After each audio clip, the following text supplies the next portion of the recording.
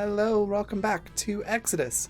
We're on episode, I think, 11 of season 2, and we're gonna go possibly kill a doctor person. It's gonna be fine. Before we do, though, I'm gonna say a quick word about sponsors and let everybody introduce themselves and their characters, and then we'll pass it on to V to take it away. So sponsors, speaking of that, we'll get that info into chat.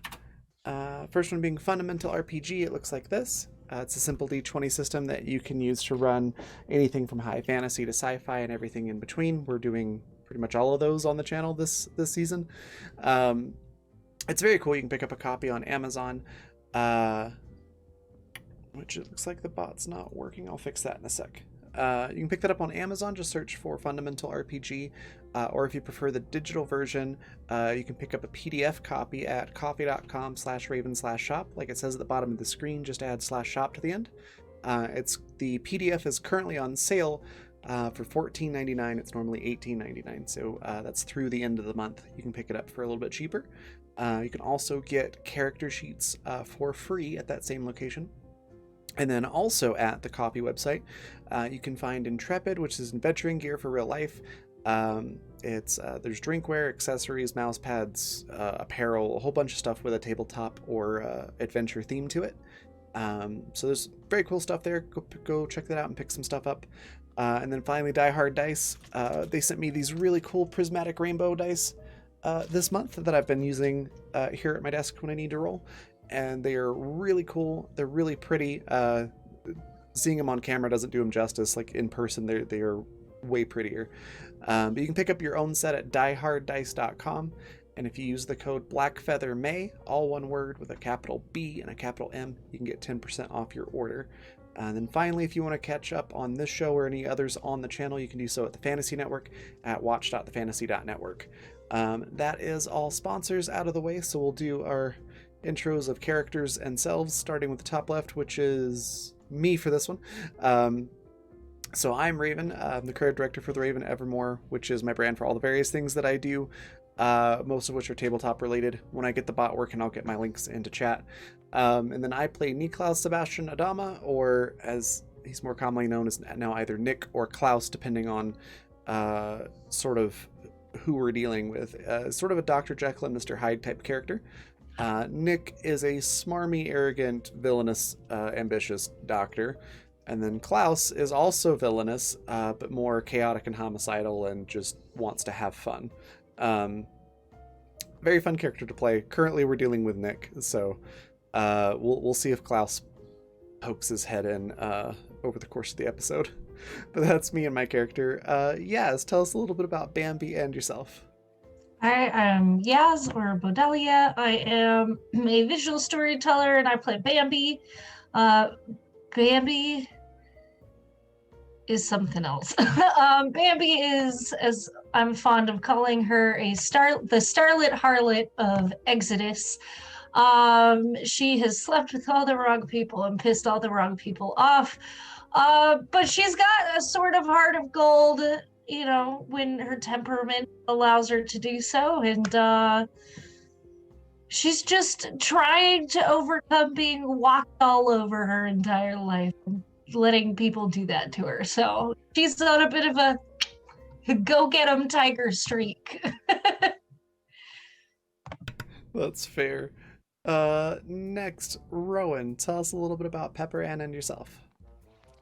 Hello, I'm Rowan North. I'm a freelance illustrator and art educator, and I am playing Pepper Ann McGillicuddy. Pepper Ann is a few fries short of a Happy Meal, a few screws loose, a few marbles short of a full set. You know, insert crazy phrase here. She's well-meaning, but she having a sheltered life and then living kind of half in this almost dream state of hers does not do her any favors. But she does mean well, and she has 2 dogs. Dogs make everything better, right? Yeah. So that's me. Yeah. All right. And then welcome back, Riley. Tell us a little bit about Sid and yourself. Hi, I'm Riley. I am a fiber artist. I'll put my links out in the chat here in a second, but I play Sid. I'm coming back playing Sid. Sid is a kind of street urchin who's been Niklaus's apprentice for the past 2 years, and it's just, I would just say pure chaotic. Sometimes good, sometimes sometimes a little bit evil slips out, but mostly just there observing and being a snark and burning people's bits and offering them to Bambi. So, you know, normal stuff, normal teenage stuff. Yeah, as you do. All right. And then last but not least, V, tell us about yourself in this really cool game and take it away. Hi, I'm Vanessa. I am a traditional artist. I work primarily in pencil sketch and watercolor, as well as some digital art. And if you'd like to see any of my work, you can certainly do so. I have an art Twitter, which is @PepperoDraws, and that's Peppero like the candy. I've got mostly some anime pencil sketches up there right now. Kind of been on an Attack on Titan kick, so there's some sketches of some good characters from that if you're interested in that sort of thing.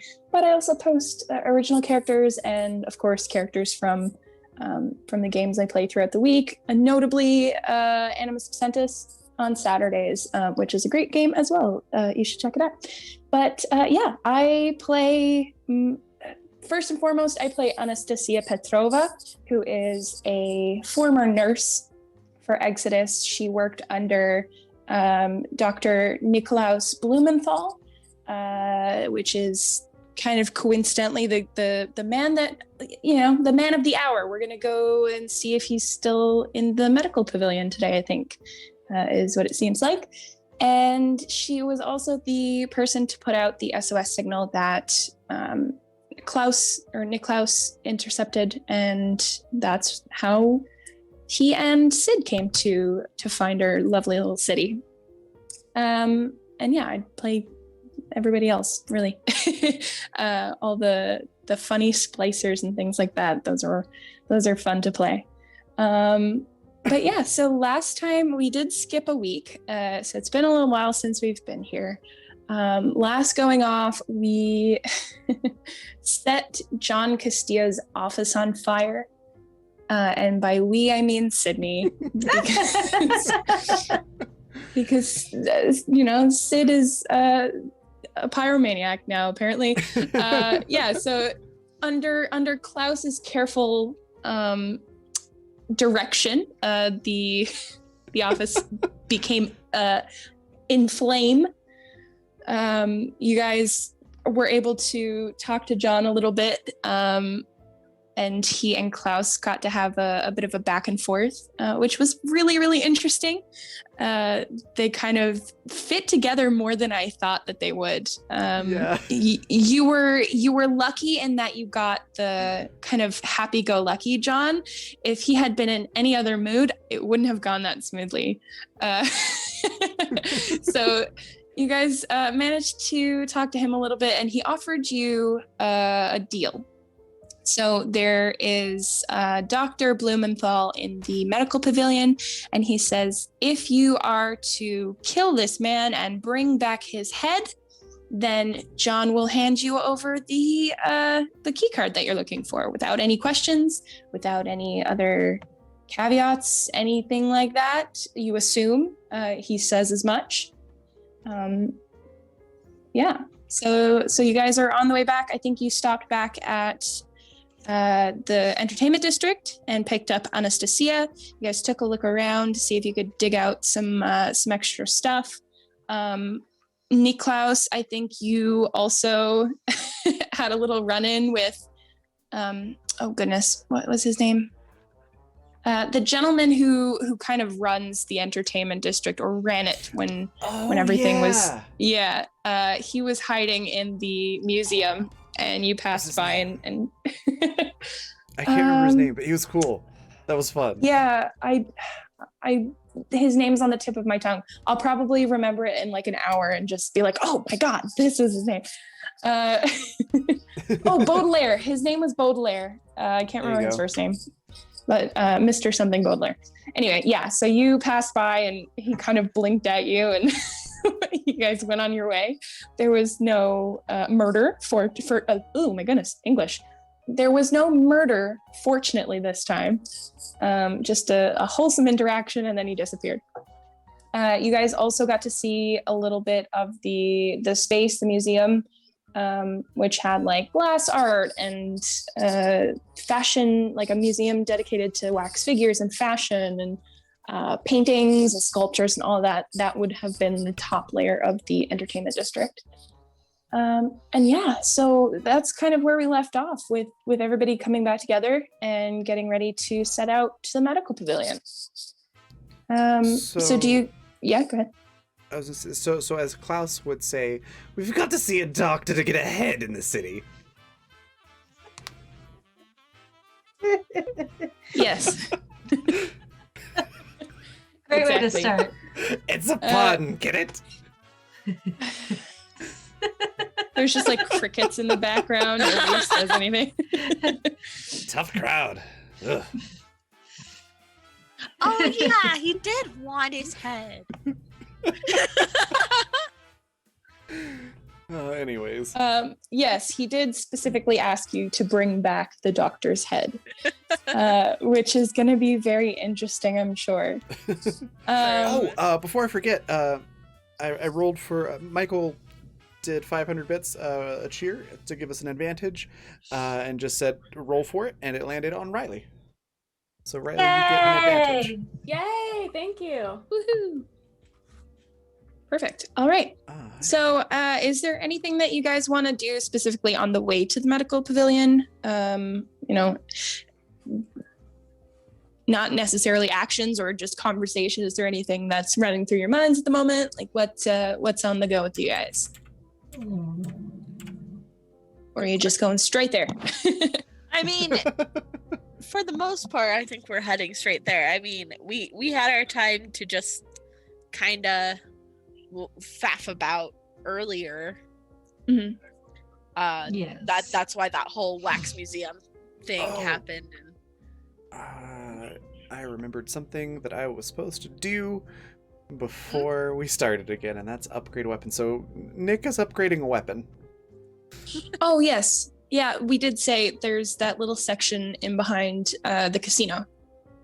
Yeah, I'm. Pardon me while I frantically look up what I can do with that. No worries, I have it open here. Let me just pull it up. So you said you wanted to go into. You said you wanted to go into a tier 3 modification, right? Yeah. All right, so you've got tier 3 modifications. Those are 65 components. And I only have a couple of examples listed there for like tier 1 and tier 2. So if there's something in particular that you'd like to add, then we can just add the bonus to it. So I'm not picky. You can add whatever you want. Like the examples are the stabilization for accuracy, reload speed for swiftness, anything like that you would like to add to it.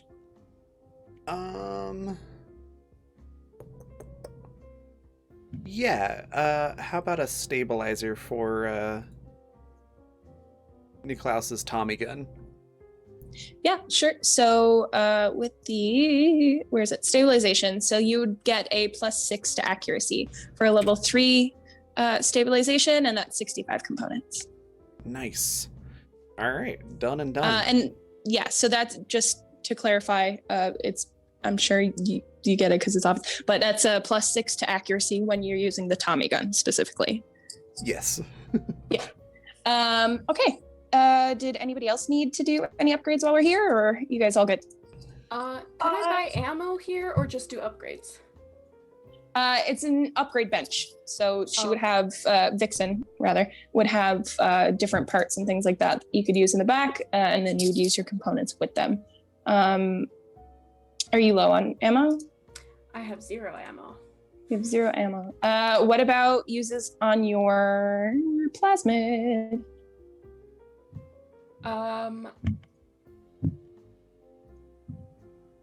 Oof.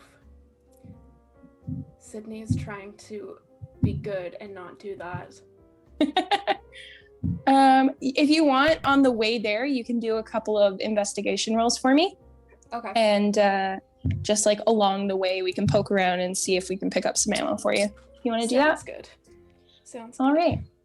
So yeah, I have about 30 different tabs open because I wanted to look up some different Art Deco stuff to give you a really good idea of what the medical pavilion looked like. So now I'm like drowning in tabs.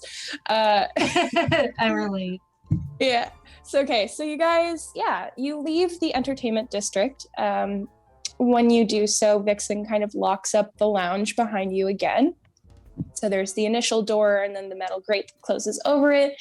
She wraps a big heavy chain around it and puts like a padlock or something on it, just to make sure that it's extra secure, because obviously this is her home base. This is where she comes back to. So just like anybody else, she's going to protect her home, make sure that it's nice and sturdy.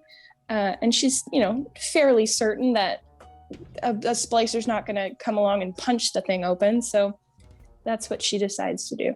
But yeah, you guys leave this area and head on back to, let me pull up my map, back towards the medical pavilion.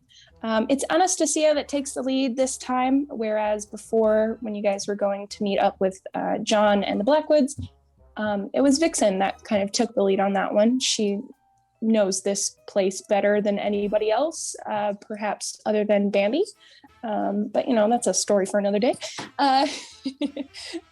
So you guys start to make your way back. If you're looking at the map there on the right-hand side, just for you guys here, if you're in Roll20, number 7 is the entertainment district on the right-hand side. And then the secondary building where you'd found John was that little dotted line down to number 8. That's where he was. So you are going to be going back to the central hub at number 2. So remember, that's where you went, where the atrium is, that main hub there. And then that main hub goes down to number 4, which is the cluster of buildings that makes up the medical pavilion. So that includes a whole bunch of different things. It would be like the surgery area, like plastic surgery and like actual surgery. So both cosmetic and if anybody had actual need for medical attention, those buildings would be there. The dental offices, there are a couple different dental offices that would be there as well. So things of that kind, that would have been that little cluster in that section. Gosh, it's been so long since we've taken bathyspheres and things like that. I believe we had all of those working fine, to my knowledge. I think it was only when you guys were down in like Hephaestus Forge that Penelope started screwing around with stuff. So yeah, you guys are right. Perfect. So you guys are able to make your way back to the bathysphere station that's connected to the entertainment district, which will take you on that little journey all the way back to the hub there with the atrium, so that you're able to go into the medical pavilion. Awesome. Yeah.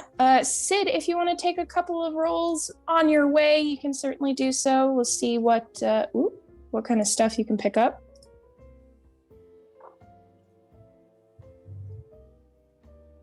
If you'd like to do so. Bambi is not necessarily looking for anything, but I wanted to add just a flavor thing. Absolutely. She is singing to herself, kind of like staying off on her own. Like she's got her eyes out, she's watching everybody. But she's singing Love Fool as played by Postmodern Jukebox. There's a Spotify link if anyone's interested. She's working through some shit.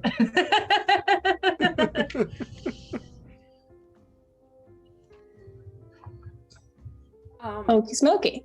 Yeah, so Sid, you got a 14 and a 16. So what weapons do you have on you again? Aside Just from your the- plasmid. Just the flamethrower. Just the flame. Okay, so you're looking specifically for flamethrower fuel. Yep.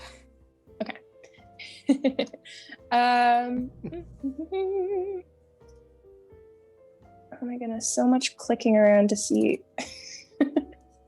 Trying to pull up sheets and everything. What kind of ammo? Okay, so we did it by use, I think it was, rather than actual ammo. So yeah, you take a look around, scrounging kind of in little nooks and crannies as you guys are walking as a group. So every now and then you'll pass like a garbage can or, like a little countertop or something like that. You can rummage through as you go.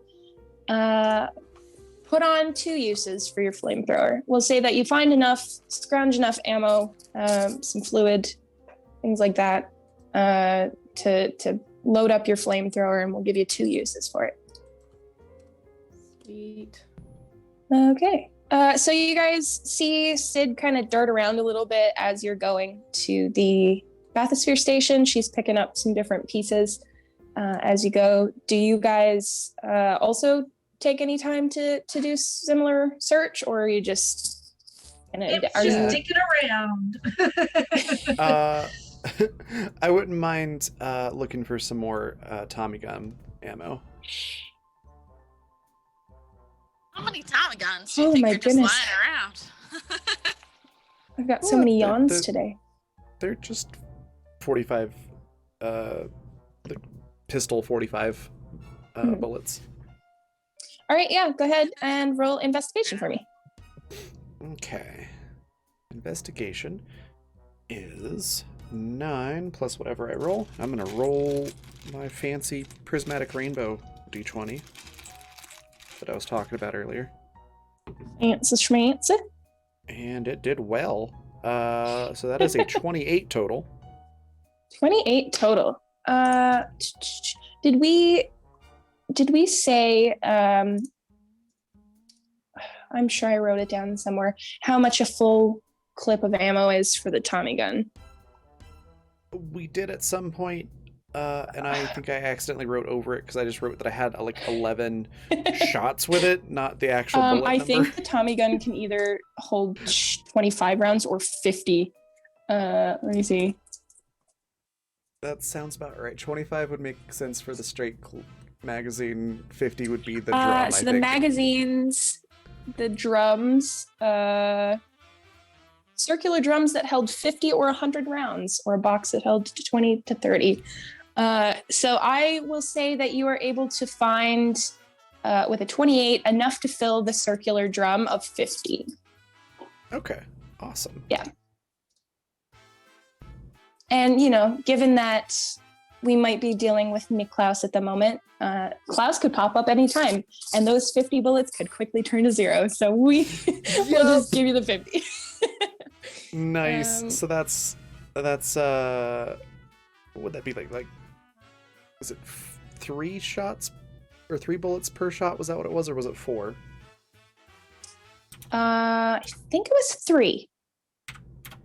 Okay, so that's like I believe 16.67 shots. Sure. I'm not good at quick math, so if you say so, sure. I have a calculator. That's the only reason. Oh, perfect. See, I went to school for English language and literature, so I have no idea. Yeah, so okay, so 16 and a bit, we'll say. 16 and a couple stray bullets. Yeah, you're able to find a drum of ammo for it. Okay, awesome. Yeah, as you said that Bambi was kind of poking around? No, she's more or less dicking around. Okay. She's Sure. not really doing anything important. She might be like keeping an eye out for Abel, or Kane. right? Yes. So she might be keeping an eye out for that, but she's probably not going to pick up too much. Okay. Anastasia is not looking for anything in particular, and neither does Vixen seem to be. Vixen, rather than being at the front of the group, like I said for last time, she's kind of sticking to her own near the rear of the group for the most part. She's got her shotgun with her, and she's just kind of bringing up the rear, making sure that nothing's going to sneak up on you guys. And Anastasia is the one at the front. She seems to be pretty set on just getting to the destination as well. Pepper, are you looking around, or are you just keeping up with Anastasia? Honestly, I don't think she would think to look around, to be honest. Okay, Like, that's fine. she'd see everyone else, like, poking around, and she would be like, la da da da. Head in the clouds. All right, yeah, sure. No, but yeah, she's probably keeping up with Anastasia, like, I don't know, like, kind of feeling bad that they went and talked to this guy that she clearly hates. It's like, Anastasia has clearly done a lot for them. So she's just trying to be good and stay in her best graces and things like that, and be like, yeah. Yeah, since you guys came back, it doesn't seem that there's really any difference in her demeanor or, the way that she interacts with the party. It just seemed like she was really hell-bent on not going and not having to be a part of it. So, yeah, once you get back, everything seems fine. She seems to be in relatively normal spirits and, all that good stuff. So she doesn't really give off the air of you needing to be on your absolute best behavior or anything like that. Well, even so, she's still, like, being a little more clingy. Mm-hmm. Yeah, for sure. Well, you have to understand, like, also she's just used to being, like, if she doesn't do the will of an adult figure that she cares about, she really has to suck up. That's kind of her mindset, so. It kind of reminds me, I don't know if it was I think it was a Vine, where the girl is like stomping her feet and then the little tiny child is like, "Daddy," and she's like, "Do I look like," I feel like that's the same energy here. "Do I look like your grandfather?" It's like, listen, she doesn't have the best adult figures in her life, no matter what they were. I feel like Anastasia, especially when it comes to Pepper and having not necessarily seen her grow up, but having been in contact with her as things kind of unfolded over the years. Yeah. Anastasia definitely has like scary mom energy. Mm-hmm. Which is a little bit different from the way Pepper would have known her before. Like before she was a nurse, do no harm and be gentle with clients and people who need help and stuff like that. So she would have been definitely that soft mom energy. And now she's like, be mean to my kids and I'll shoot you in the kneecaps. So there's definitely still some of that mom energy. It's just more aggressive. So that's what you get. She doesn't seem to be bothered by any cleanliness or anything like that. So you guys make it to the Bathysphere station. Relatively good time. There's nothing in particular that you come across on your way there. If you happen to hear something, I don't know, like splicers talking the way we've heard previously, kind of in the distance almost. Maybe some gunshots, things like that. It's relatively easy to take another route to get to where you need to go. So luckily we don't have Klaus for this, who likes to go looking for fights. So, under the assumption that you guys don't run headlong into the sound of gunfire to see what's happening, you can very easily take alternate routes in different places to get to the final destination. I am assuming that you guys don't run headlong into the sound of gunshots, right? Well, now that you mention it, no, I'm kidding. I'm kidding. Yeah, I rolled a nat 20 on resistance to see if it was Nick or Klaus for the start of this, so it's pretty solidly Nick, and he has no interest in going towards that. Yeah. Good lad, good lad. Perfect. So yeah, you guys get there in good time then, and nothing seems to happen yet. There are a few more bodies this time, so we've got another party member with Vixen. It was a bit of a tight squeeze previously, trying to fit everybody into the smaller bathyspheres that you had to use. So if I'm not mistaken, like getting from the lower part of the city up towards the gardens, so you went to Eden, that would have been a smaller bathysphere. But because this is a larger route, this is going back to like that atrium section, I'd say you can all fit in there comfortably. You know, you don't have to, when 3 people try to fit into the back seat of a car and you're all like elbows stacked on top of each other so that you're not elbowing each other in the ribs. It's not like that. There's enough room to be able to sit comfortably. And you all, I assume, pack in, unless anybody wants to do anything else. It's been a while since they've been in a bathysphere, right? So it is, yeah. You guys... So I'd say that last time I think Pepper was watching Niklaus super closely because he had fucked around before. He did. But he this did time not she's find out. He fucked around and he didn't find out because nobody else confronted him about it. Just Anastasia giving him eyes. Yeah. And I don't mean like eyes. I mean eyes, you know. But I think enough time has passed that Pepper has kind of forgotten that, or at least doesn't think to keep an eye on him. So she's just like bumbling around, looking out the window like a kid in the aquarium, like sticking her nose against the glass. Yeah. I just rolled to see if Anastasia remembered, and she certainly does. Of course, absolutely. She has her eyes on Niklaus as they all kind of file into this bathysphere.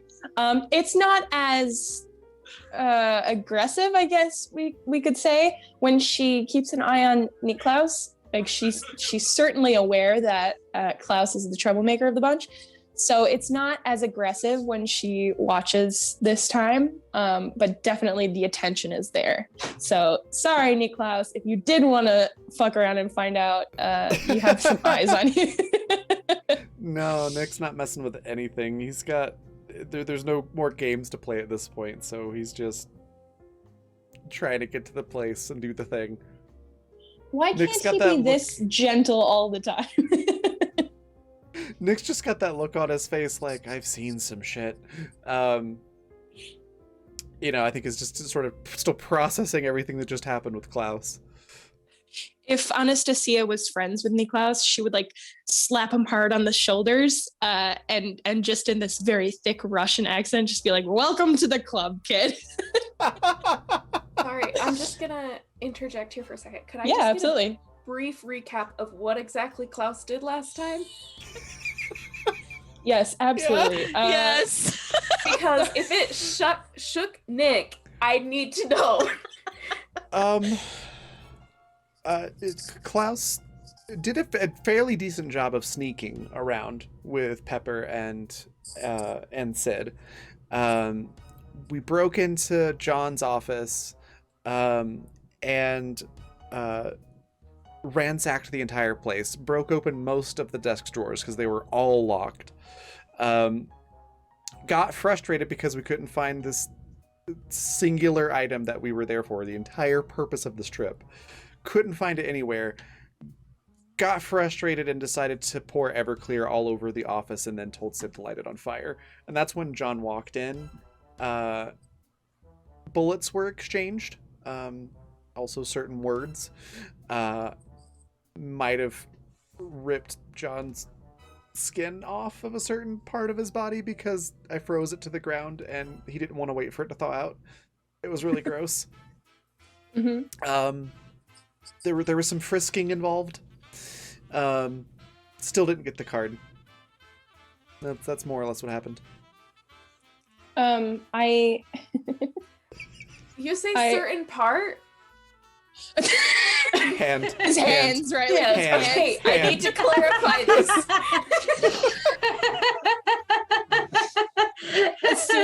As soon as Raven said certain parts in that tone of voice, I was like, "There's no way this is not going to be misconstrued." His hands were frozen to the ground. I literally was thought the like- same thing. I was like, wait a I know minute. there's some people like in our community that like they get weirded out by hands, so I was trying to like not say that in case somebody I was got watching you. later. Oh, okay. Oops. But then I was like, no, that's just worse. Yeah. No Tried to make dicks it were better and frozen made it in the worse. making of the show. No, they were not. Yeah. So I'm I sorry, just- this is not the shop to get a lollipop. Oh dear. Anyway, I was That's been pork laughing chops. because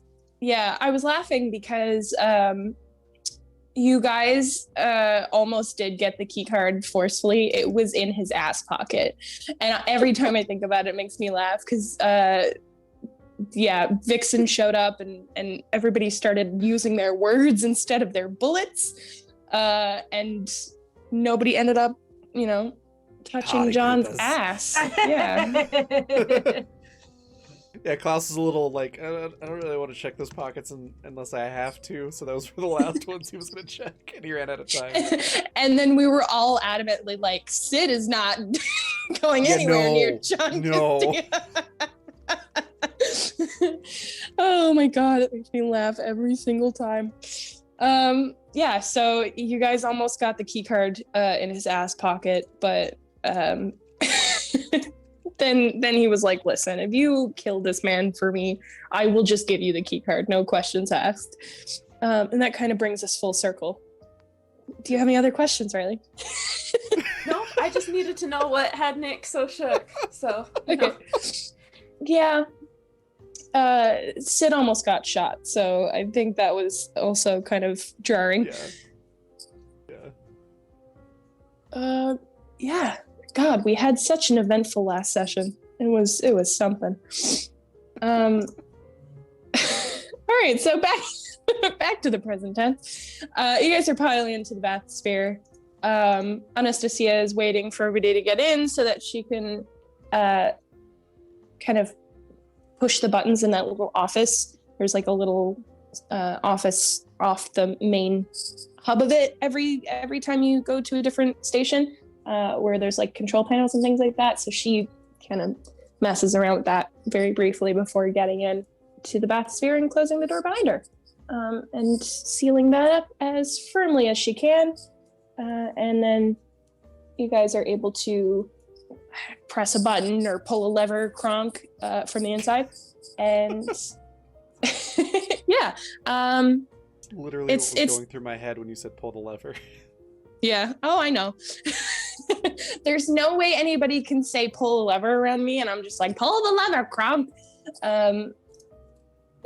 Yeah, but the process is the same. The kind of outside opens up a little bit, allows the water in slowly as it depressurizes kind of the tank there. The doors open all the way, and then the bathysphere exits out through the bathysphere station out into the open water on a track that starts bringing you back towards where the atrium is. Yeah, uneventful ride. You guys don't bump into any whales or anything, so that's kind of cool. Everybody arrives intact and alive. Is there any particular conversation that's happening, or Bambi's give you guys just a- singing. God lover? Of course she is. Da-da-da-da-da-da. I'm a little concerned that bumping into whales was an option. I did not know that was a thing that could happen. I feel like there should have been like a waiver that should have been included in. Are you certain that of all the things you've seen to this point, bumping into a whale is the thing you're going to want to sign a waiver on? Is that what you're telling me? No. No. Well, at least we're not having a whale of a time. Oh, ow. Raven, you started this. Oh, I know. She made me like this. This is her fault. Yeah, I 100% agree. That's fair. Corruption. Any Corruption. Anywho, yeah, I think Nick might, after a bit, kind of pace around the bathysphere in thought. Might we'll probably check on Sid, make sure Sid's okay, and then assuming she is, would also check on Bambi, just making sure that they're okay. How you I doing, mean- Sid? Sid would kind of look at Nick like skeptical, I guess. Kind of like, you're kind of like melting. Like, what's going on? Why are you checking on me? This is weird. I just felt I should probably check on you since you almost got shot. And I was there, but I also wasn't there, so I felt like I should check on you. It's a bit different than almost getting caught, stealing something.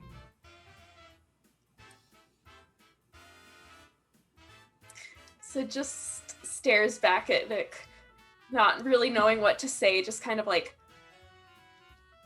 and then just shrugs. Right. Like, and gets kind of uncomfortable. Right, good talk. Bambi, how are you doing? Quickly changes the subject. Bambi just sort of like sputters to a stop and gives you this look that is like a mixture of things. You probably wouldn't be able to quite get a handle on it. She doesn't look like she's willing to talk right now, though. It's like petulance, anger, belligerence, any of like those aggro terms. She's just like, eh.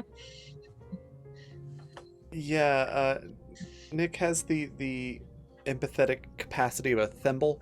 Yeah, that's what I thought. So he's just gonna be like, right, and then turn to like ask someone else how they're doing, and then just look at Pepper Ann for a moment, not say anything. Look at Anastasia for a moment and not say anything, and just go sit back down. I'm fine. Grand. I love that Klaus is like, how many different ways can I piss these people the fuck off? And Niklaus is just like, how many ways can I avoid having to deal with these people who are pissed off? Yep. One of them stokes the fire and the other is like, great, now it's too warm. Yes, that's Pretty about much. right. Yeah. To be fair, Pepper actually did really well with Klaus last time. To a point. They did work pretty well together. To a point, and then Pepper missed one roll, and this shit happens. I feel like Goddamn. Klaus and Pepper get along okay. It's mostly Nick that doesn't like Pepper. That's fair. Kitty. Nick's a jerk. He is a Meow. jerk. Sorry, it's getting close to her mealtime, so she's gonna be jumping up for a lot. That's so Feed cute. me. Nick looks at Anastasia and she's still looking at him and she kind of raises an eyebrow, expecting him to start some shit. But he doesn't, so she's like, okay, that's fine. So like I said, uneventful. You guys don't bump into any whales, so that's pretty cool. You make your way through all these different buildings, much of the same imagery that you've seen before, particularly some like large neon signs on the outside of buildings.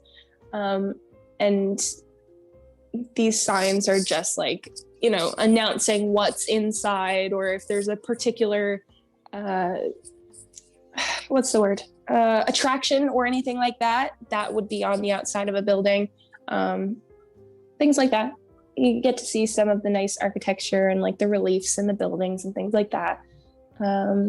And at one point, I'm sure like a school of really colorful fish kind of envelops the bathysphere as you're going. So you can't see outside the windows for a minute until they all go away. And then suddenly you can see again.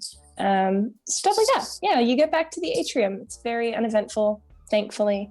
There's no alarms that go off like that time that Klaus made us all believe we were going to drown.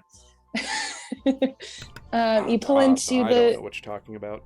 Oh no, of course. Maybe I dreamt it. That's totally on me. I should have known to clarify what was reality and what was a dream. My fault. I apologize. You guys pull into the atrium, into the bathysphere station there, and then the process kind of reverses. The water is slowly pumped out. The doors are closed all the way. And you guys are able to open up the bathysphere and pop on out, get out into there. It's pretty boring because you guys have to it's like when you get off one boat and you have to get on another, or get on like one train and transfer to the next, or buses or something. You have to get another bathysphere to get down to the medical pavilion, or you can walk through all the buildings. If you want to walk, if you want to use your legs and run the risk of running into somebody, then by all means, you can certainly do that. Or the option is to you as well. You can use the bathysphere to get down there. I have a pun for Pepper. Okay. What are we even doing? Oh my god. I can see Bambi saying that and just like using her elbow to like knock Pepper in the ribs. It's just like, water. Baby's like, that was funny. I did a joke. Yeah. I love you. Nick hates this, but I love it. That was a good joke. Nick is just looking at you like you just said a string of obscenities, like in a fancy restaurant, just offended. Bambi like turns towards Pepper conspiratorially, puts her hands up to her mouth and kind of like leans in, and then flips Nicholas off. Flip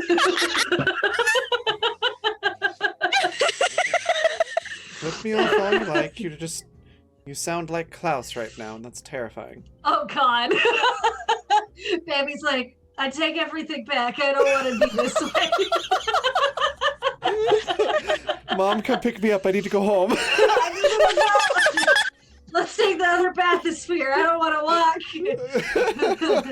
My feet are tired.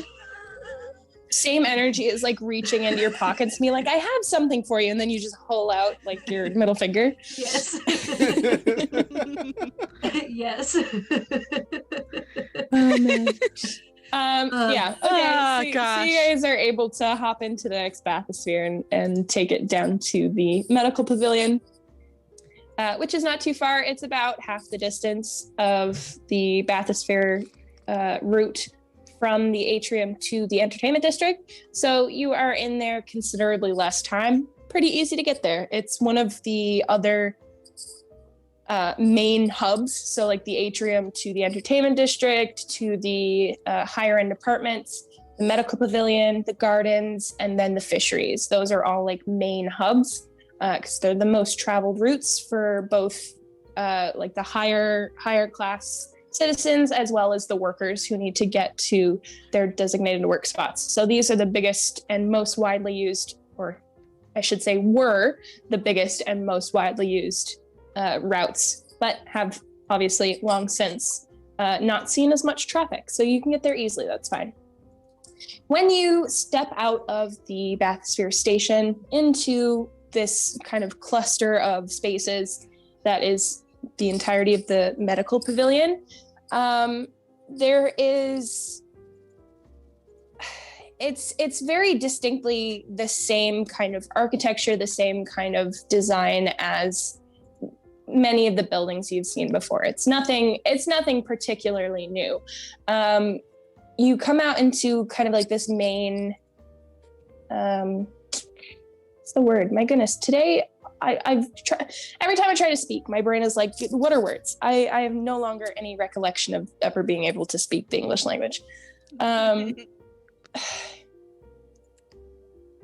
can't remember the word I'm trying to look for. It's like it's almost like a plaza, like a big open space.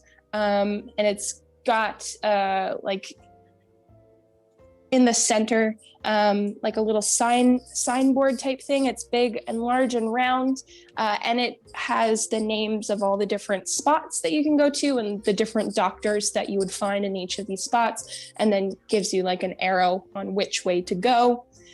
So you come out into this main room. There are staircases that lead up to a secondary level, and you can follow kind of like the directions from this signpost in the middle to take you to where you need to go. It shows you very, very plainly on this signboard exactly where you can find Dr. Blumenthal's surgery, his medical practice. But Anastasia doesn't stop to look at it. Obviously, this is where she would have spent a lot of her time before everything went to shit. So she knows this place like the back of her hand. She doesn't even cast a glance at the signage in the middle. She just starts walking in the direction of Dr. Blumenthal's office or his practice. And she doesn't really wait to see if you guys are following. She just goes. That's fine. I mean, I can imagine like Pepper just like looking around kind of wide-eyed. She probably closer towards the end of her father's life or grandfather's life. She probably came here in person to pick up medicine or whatever, like a pharmacy. Like between the actual house calls and stuff. But so it's like this weird, she's got this weird association in her mind of this place. And just because it was like literally just before everything went to pot pretty much. Yeah. And so she's like looking around at everything and then sees that, you know, Anastasia hurrying off and then blinks at her and then runs to hurry and catch up. Kind of. She kind of sticks really close to her after that, just kind of like there's bad memories. That vibes, man. Mm-hmm.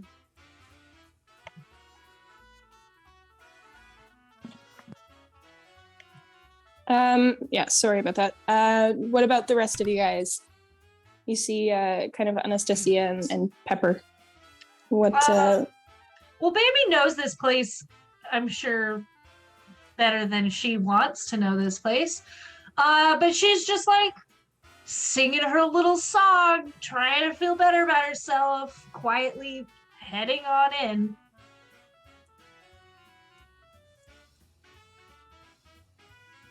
Is this where I should probably like roll to see something that's coming? Bambi's just like, ah. La-di-da! She's kind of head in the clouds. Nick's looking around for any medical supplies that would be useful that he could just, grab. In this particular spot, there's nothing really around. This is just kind of like the main thoroughfare kind of deal where it's like the front desk, basically, I guess is the best way to think about it. So all of the rooms and all of the different places that you would go to find any supplies would be up those staircases beyond that section there. So you've got like the dental offices, you've got the main surgery, you've got cosmetic surgery, all those kinds of things. There's a crematorium here, I believe, as well. Funeral services, things like that. So those would all be beyond up those stairs. So nothing here yet. I'll give you that. You don't have to roll for it because there's nothing here. You said dental services? Oh no. Yes, ma'am. There are some dentist offices here. I think Nick's going to gravitate towards that because those places have nitrous oxide, which is very useful for various things. Of course he does. Why wouldn't he?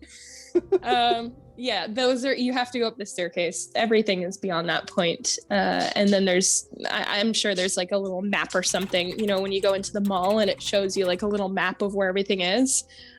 You probably find one of those. Okay. Yeah. So once you get up there and find that there are also dental services, you can go there, tell the group that you're going there, ask them to come with you, whatever have you. But for right now, yeah, we're at the bottom. Okay. Yeah, and Nick's gonna start heading that way, but he will mention, like, I'm going to go grab something from the dental offices real quick. That might be Neat. useful. Why do you need teeth? I don't need teeth, Pepper. I need something that is used to work on teeth. That uncomfortable look. Teeth brushes. She immediately is probably thinking about those picks. Those like teeth like the metal picks that they scratch your teeth. Scratch your teeth with. Yeah. It's like, same. I literally got the chills even mentioning it. Yeah, they're very strange to feel on your teeth. It's interesting gross. for sure. Yeah, so we're gonna, I think if it's all right with you guys, we're gonna take a small break here, and we'll go in and take a look at the different offices that are available to us when we get back from break, if you don't mind. That sounds good. Sure. Yeah. Perfect. Go hydrate, grab snacks, stretch your legs, all that good stuff, but be back in 15 minutes because we'll be back for the next half of our show, and we'll see you then. Be right back.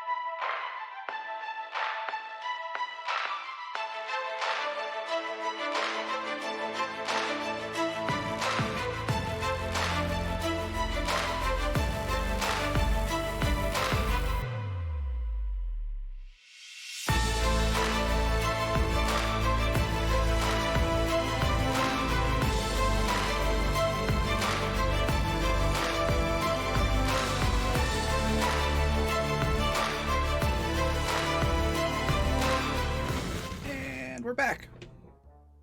There we go. Now I'm back. It took a little while for the webcam to load in. Surprise! Yeah, so before break, we finally got to the medical pavilion. So, yeah, like I said, sorry, I had to dash very quickly when we went on break. So if you guys could just remind me of the last thing you said about your characters as we were coming in, that would be fantastic. I'm super sorry about that. Bambi's just following along, singing her song, pretended like she doesn't know this place better than she should. Valid. Nick told everyone that he's going to look for something in the dental office. Right. And then Pepper, what did you say you were doing?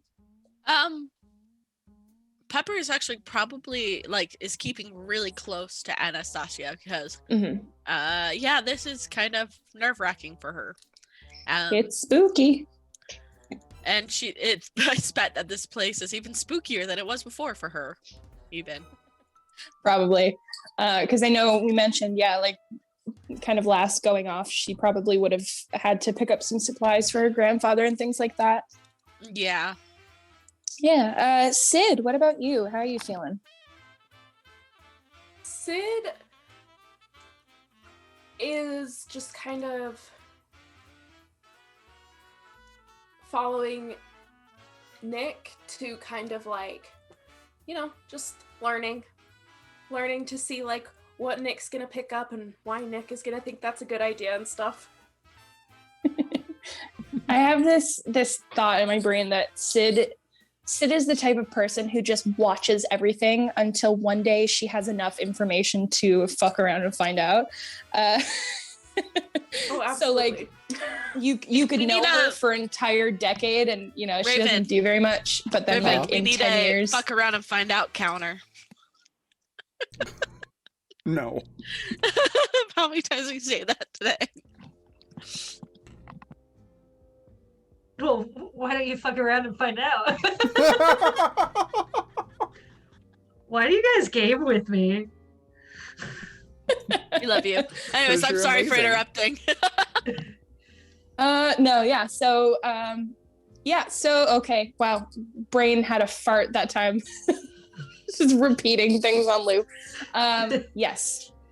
So you guys go up the stairs into the main section of this building now. So like I said, the bottom floor was just kind of like a reception area, I guess is the best way to describe it. There was a desk, and then that, of course, the signpost in the middle that showed you exactly which direction you'd have to go to get to which doctor or which section, dentistry, surgery, things like that. So you guys make your way up the stairs, and I would say there's probably a little map posted up there as well, that shows a little bit more detail of the layout of how things are set up. So Nick, you are able to take a look at that, find out that the dentistry is on the left-hand side of the cluster of buildings and things. And then for you guys going to surgery, that area is straight ahead. So you would just need to keep following the path that you're on, and then dentistry is kind of off to the left-hand side. And then Nick, you tell us, right, that you're heading off that way? Yeah. Perfect. All right. So let's do dentistry first then. As you guys continue to go to surgery, I would say that Anastasia probably doesn't go too quickly once Nick announces that he's just going to pop off for a second. Because, obviously it would probably be a little easier for the topsiders to get lost down here than it would for the rest of us. Sid, are you going with Nick as well out to the dentistry side? Yeah? Yep. Silly question. You guys are like a pair. Yeah, so you guys kind of veer off to the left. It is a cluster of different buildings. So if you were to continue further and further, you would get to one of those little quote unquote skywalks, the underwater walks, I guess, those clear tunnels that connect buildings. And there would be more offices and things beyond there.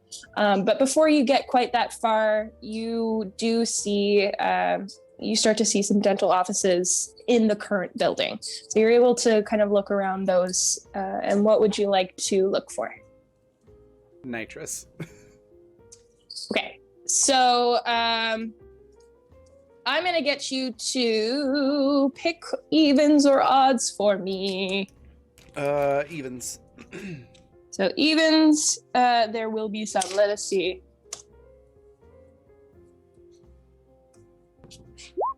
There is, yes, which is surprising a little bit because only God knows how long this place has gone unoccupied. But yeah, you're able to find some nitrous relatively quickly. You don't have to go too far into the cluster of buildings. It's in the current one, in these dental offices that are right here, which is good luck. You kind of poke around and are able to find what you are looking for. Fabulous. I would like to take a tank of it with me. I'm assuming they're like smaller tanks. Yeah, for sure. So you are certainly able to do that. Sweet. Are there 2 tanks? Or just the one? So now that we've established with an evens and odds roll that there are tanks here, just give me a quick investigation. Okay. And that'll tell us if there are multiple. Yes, you are able to find a second. Sweet. Perfect. So you pick that up, and do you do anything else, or are you guys heading back towards the group? Nick's heading back, I think. Okay. Sid will head back, but if she sees anything that like has a point on it on the way, she wants to grab it. Anything with a point. Anything sharp. Anything a little bit sharp. So like any Sid is looking for a dentist shank. But like, you know those things they use to scrape off the teeth? Even that. Yeah. Yeah. We I'm must keep mentioning it. Yes. Suffer. Yeah, I'd say that it's pretty likely that the tools and things are still there, kind of scattered around the place. Yeah, you might find something on the floor, something silver, shiny, catches your eye as you're going out through the door, and you're able to scoop that up. My brain is just imagining now a commercial for Shankman's Dental Instruments. Oh my god.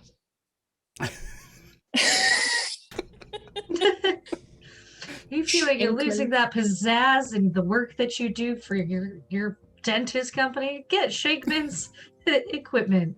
Spice up your office. Quality your that office lasts look- even if abandoned at the bottom of the ocean in a strange city for years. I was gonna say, make your dental business look sharp. People are like, that's Bye, an Shankman's. oddly specific way to advertise. I wonder where they got that. Yeah, so you guys are able to catch up relatively quickly in that case if you're heading out right away. Anastasia, kind of go ahead. So Pepper actually has questions as they are kind of slowing down. She's kind of like awkward, like she's afraid to like break the silence, but she's like, so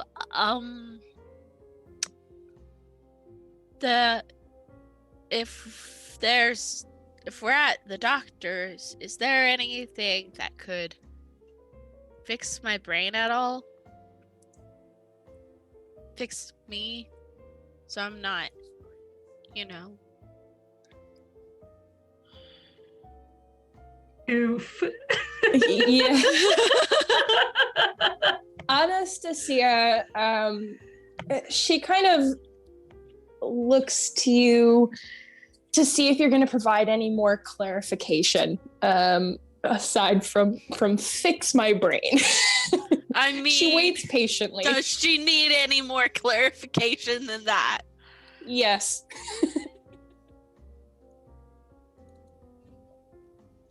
Yeah, no, she's just like, you know. Anastasia's expression, I think, would soften a little bit. And Pepper would kind of see more of the face that she would have known as Anastasia, the medical professional, like the nurse, rather than Anastasia, the lady who's trying to keep them all alive, from these splicers and things. So there's definitely more of that softness as Pepper asks this question. And she momentarily just reaches out and kind of pats Pepper on the cheek. And it's just a very brief interaction because she knows Pepper doesn't particularly like physical contact. She puts up with it a little more from Anastasia now. That there's clearly a Vixen's with them too, isn't she? Mhm. She is, yeah. Okay. I was just double checking. I was like, wait, remember that other person that's here? Anyways. Yeah, there's Anastasia, Pepper, Vixen, and Bambi. We're having a girls' night, ladies. Yay! I feel like that would be a really good, just like filler episodes in anime where it has nothing to do with the main plot. You're like, why are these characters suddenly in a sleepover together? Yeah. Oh my god. This is the beach episode. Oh, It yeah. really is. Yeah. If y'all manage to get out of here, we have to do just like a random beach episode at the end. If we manage, maybe. We'll see how that goes. But yeah, so Anastasia kind of gives you a little pat on the cheek. And she says, I don't know if there is really anything not exactly to fix your brain. I don't think there's anything that you really need to fix, darling.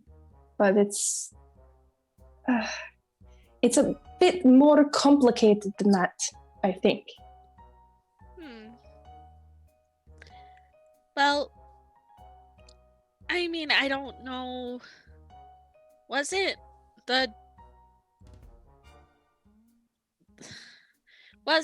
the doctor guy, the one who was the made this, or was trying to fix it? I don't know.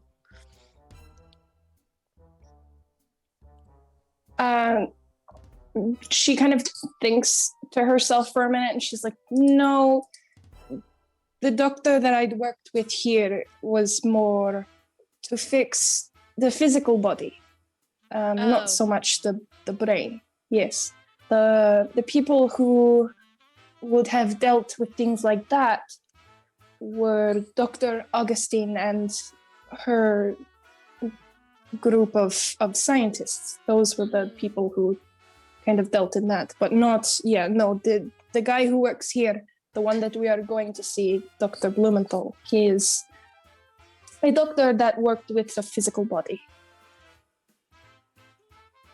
Oh.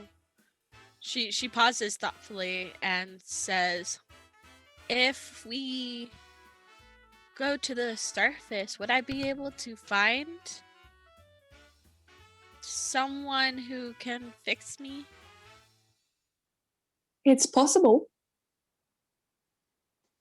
Okay. I don't know for sure what kind of doctors are on the top side, but we can certainly try. Maybe there's probably so many doctors that we can't even know them all by name. Anastasia kind of smiles and gives a little chuckle. And she's like, well, I'm sure you're correct.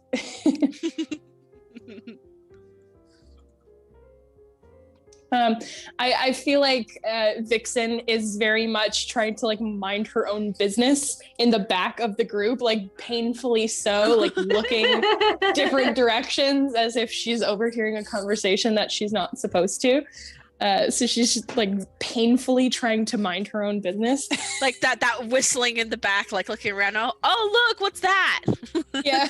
To be frank, Bambi's probably doing the same thing, but is actively listening because this is relevant interest to her. Yeah. Yeah. Pepper does admit, she's like, I know I'm not okay. It's not like I don't know that I'm not thinking right. It's just that I have to think this way to be right. But when we go to the surface, I don't have to think this way anymore. And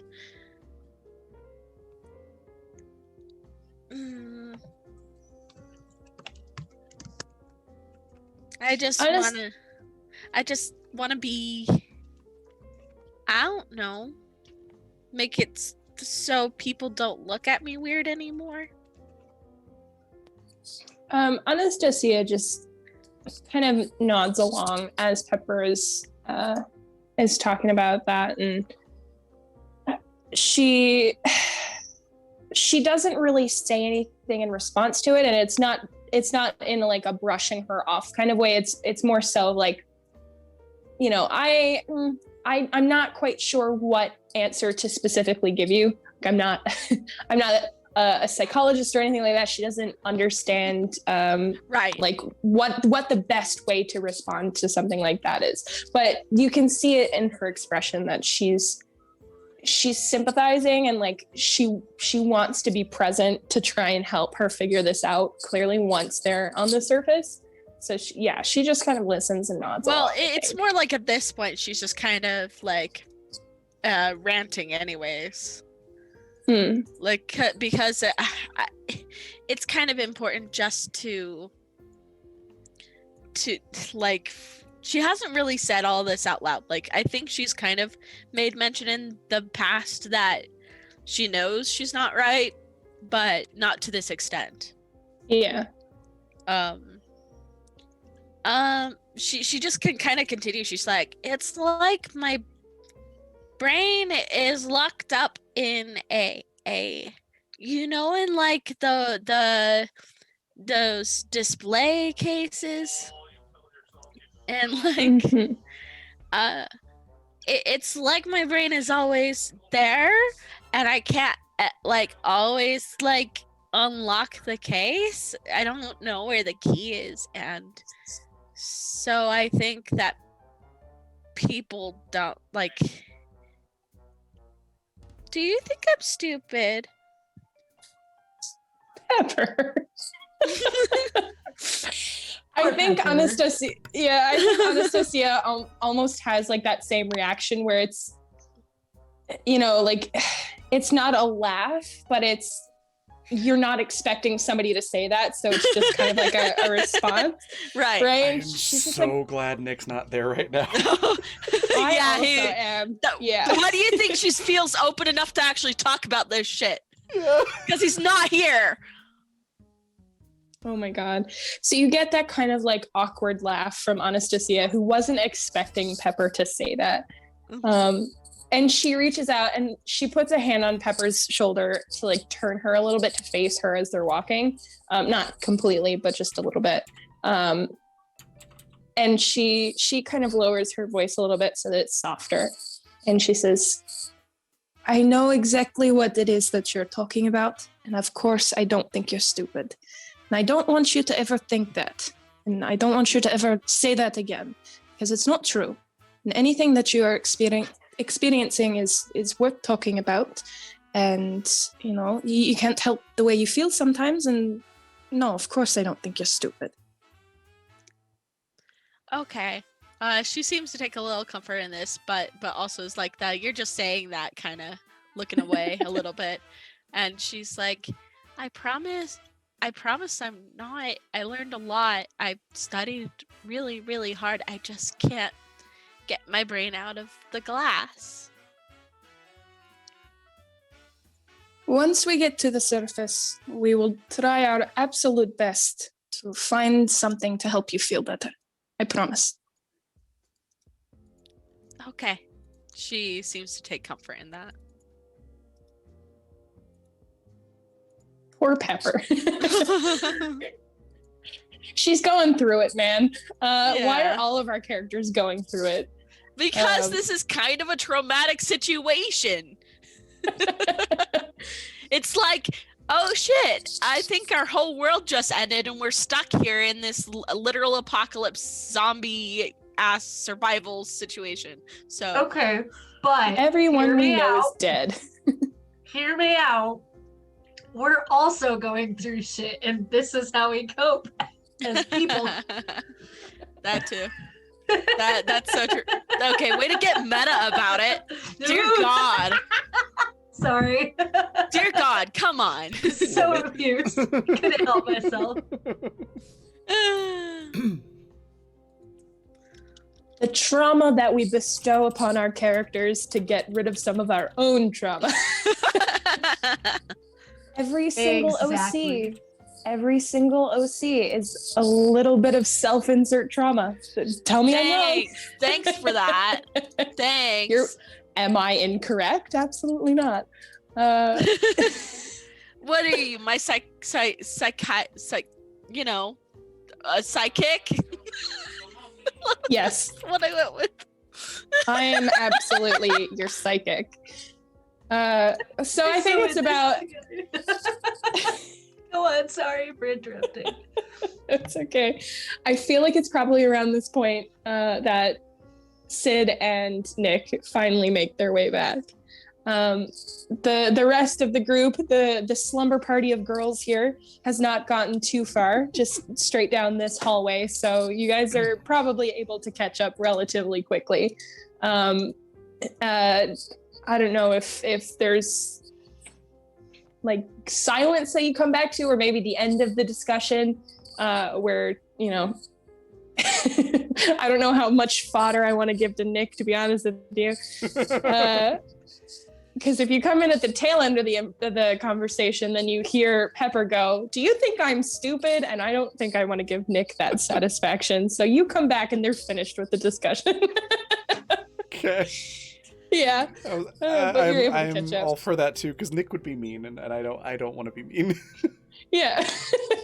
Well, I will make that executive decision then. You come back and the discussion's over. Fantastic.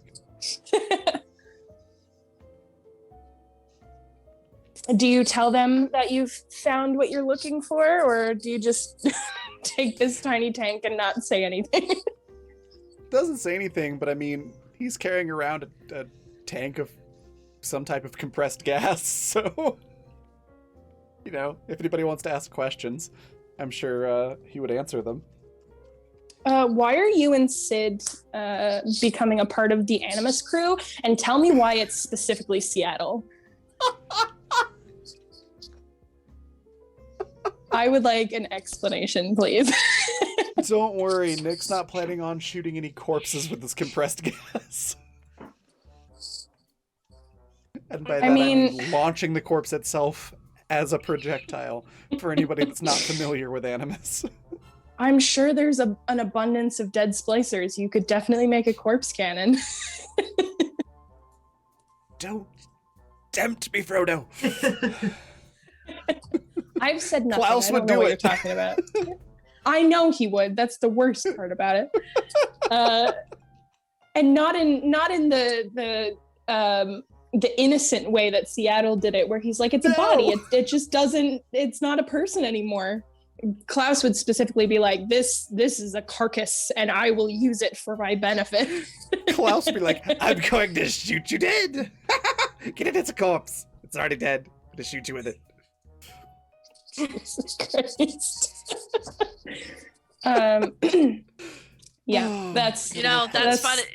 On a tangent, that's actually Mongolian warfare. They used to shoot bodies or Mhm. catapult bodies that had the plague over the walls.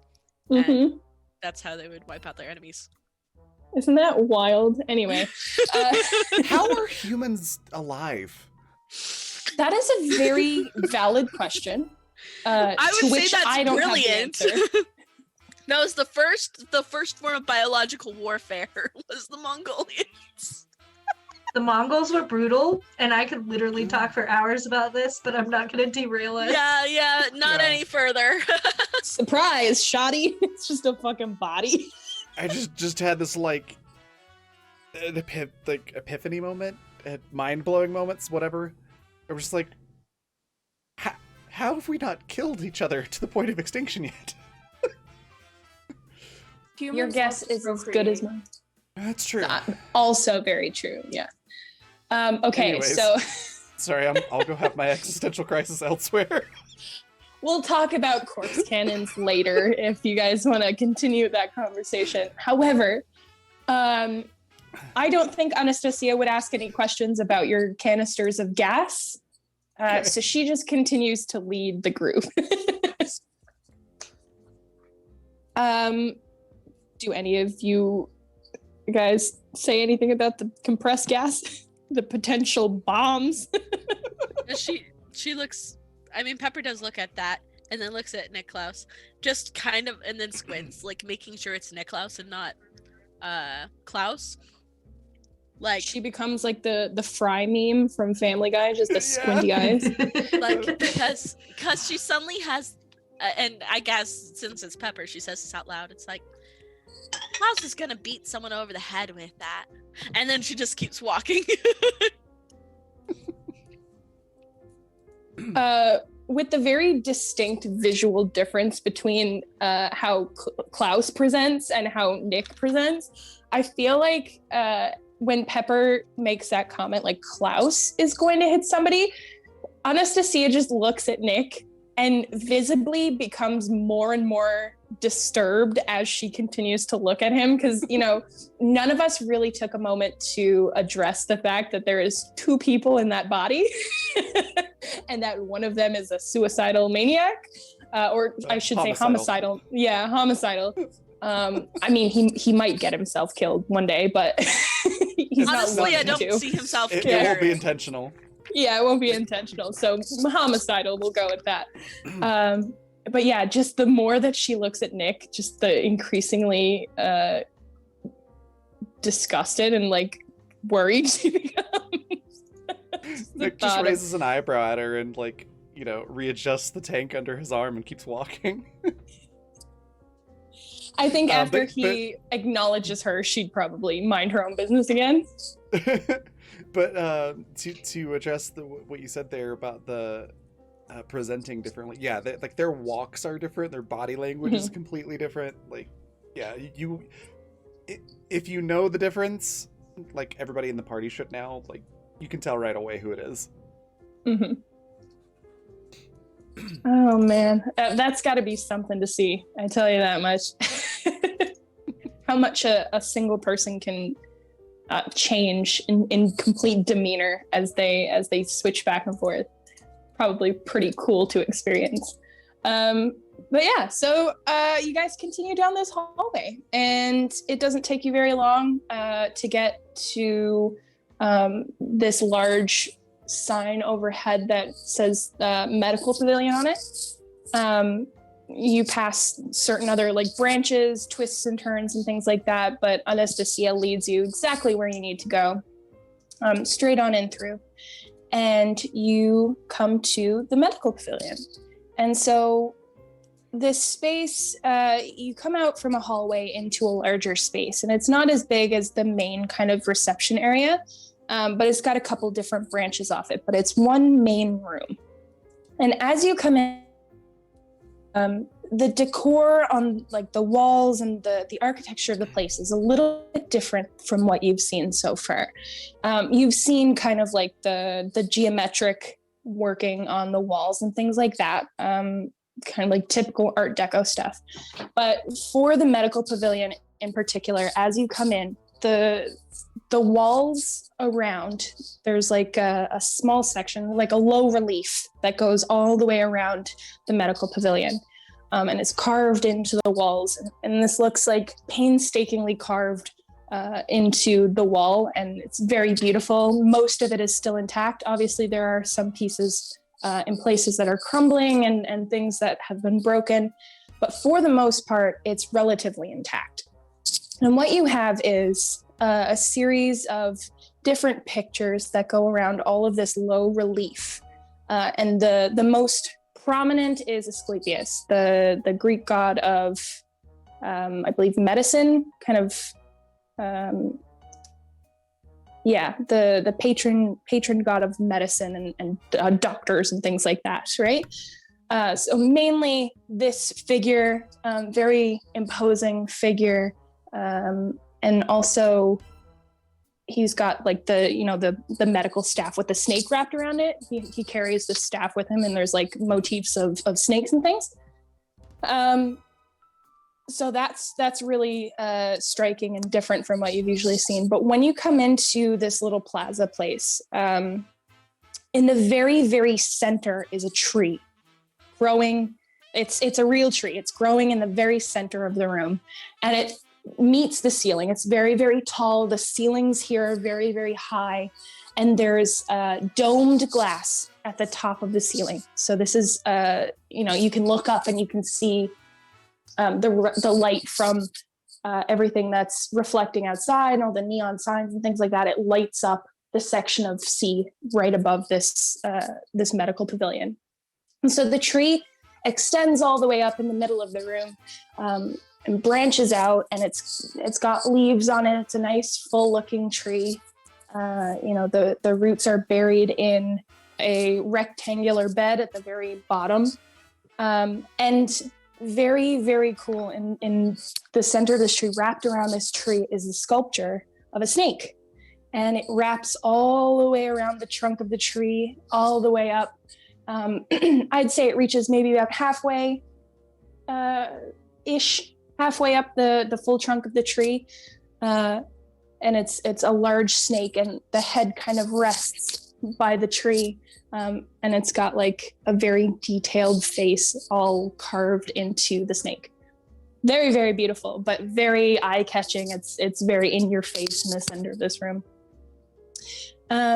So that's your first glance of the medical pavilion. Like I said, there are a couple of different branching paths that you can take. Some of them, I would say, like, there are different areas for the type of surgery, maybe. So cosmetic surgery would be done in one part, and then like actual medical surgery would be done in a different area.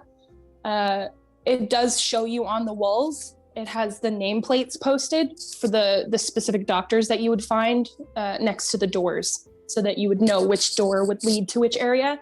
And on the right-hand side, the far right-hand side, there's the section that reads Dr. Niklaus Blumenthal on the wall. So you know that you have to go that way to get to his area.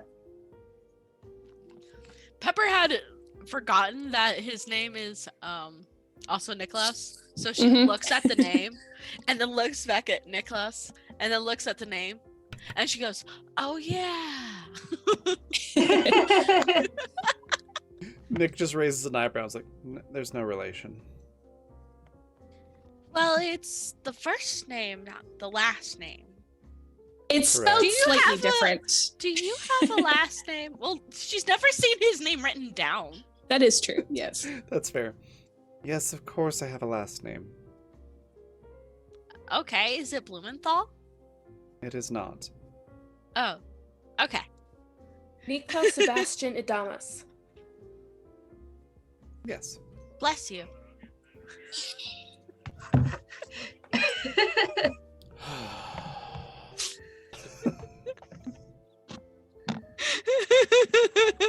Just taking in a deep breath, and he lets it out.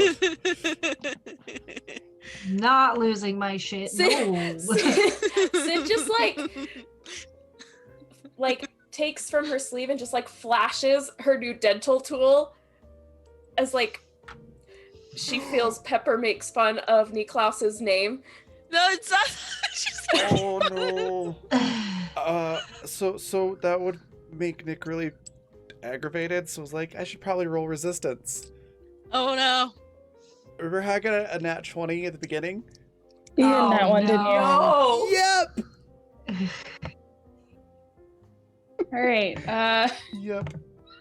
I have the perfect song Bambi could be singing for him to just slip right into character. Oh, what is it?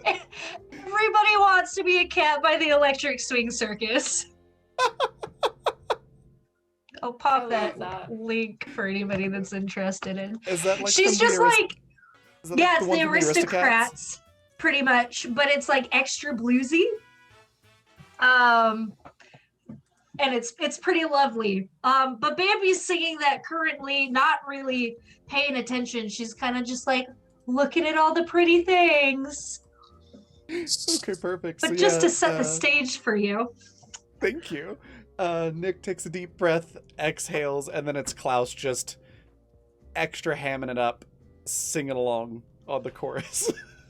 Perfect. Complete with jazz hand. Well, just one because he's holding the tank with the other arm. Well, but, right. except with Klaus, it's like, oh, this is actually perfect for this situation. We're supposed to cut off someone's head. So if there was any situation where Klaus was, I guess, wanted.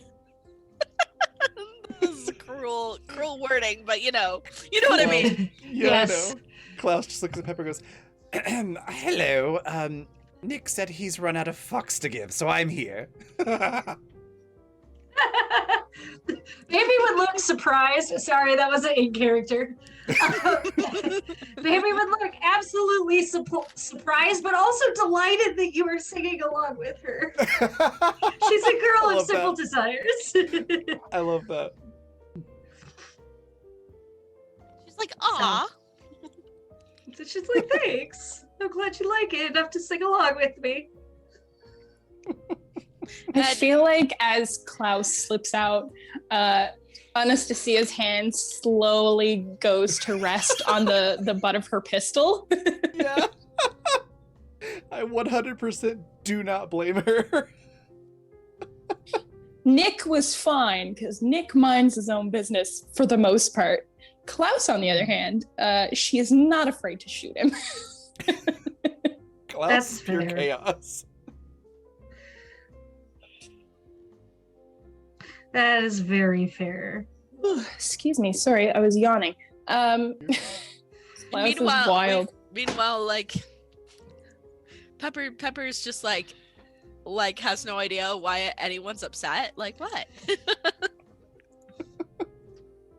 The door to the office, is it closed? So they're essentially branching hallways that lead to different areas. So there's no door on it. So you can just go down these little halls. Oh, okay. So it's the sign that says his office is down this hall, essentially. Yeah, so his office, and then there would also be like the surgery rooms that he's in charge of. Okay. Yeah, so that whole wing is where you would find him. Klaus just goes onward and starts walking. Pepper looks at Sid like she doesn't know why there's a dental tool being pointed at her, and then looks at Anastasia, then at Klaus like, I guess we're going. Yeah, Anastasia would would sidestep Sid. She's not here to be poked by a rusty dental tool, and continue down the area where Klaus disappeared off to. All right. Well, Bambi's with Klaus, so I don't. Why am I not surprised? She's just like, yeah, singing a dance number. I'd say that Vixen probably heads up the rear of the group again. She's here to help, but she's not here to be on the front line of that whole ordeal that you're getting yourselves into. So she's hanging back a little bit. The last line of defense, if you will. But yeah, so you guys head down this right-hand side. There is a hallway, and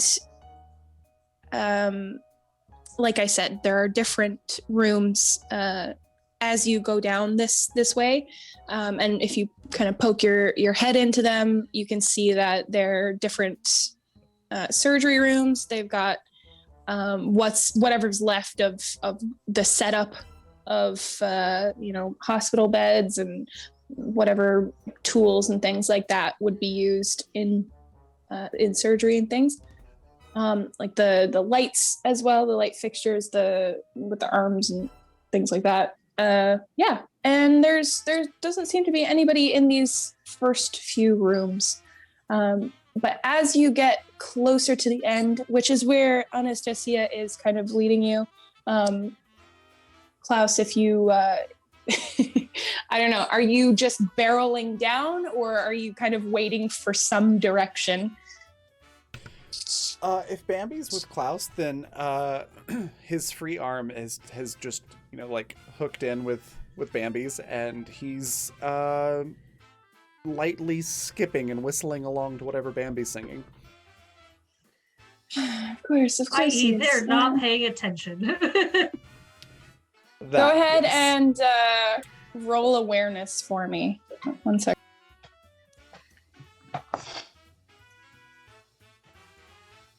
Awareness. Hey, 16 plus 8. That's what, 24?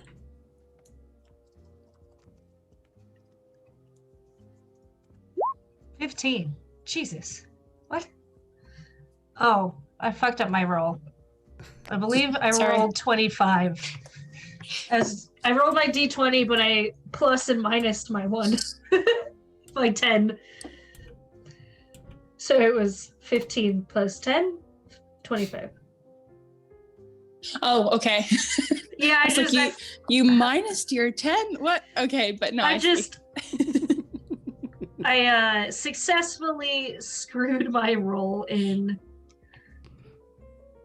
the thing. That's what I'm trying to say. No, that's fine. So 25, and sorry, Raven, what did you say you got? 24. 24, yeah.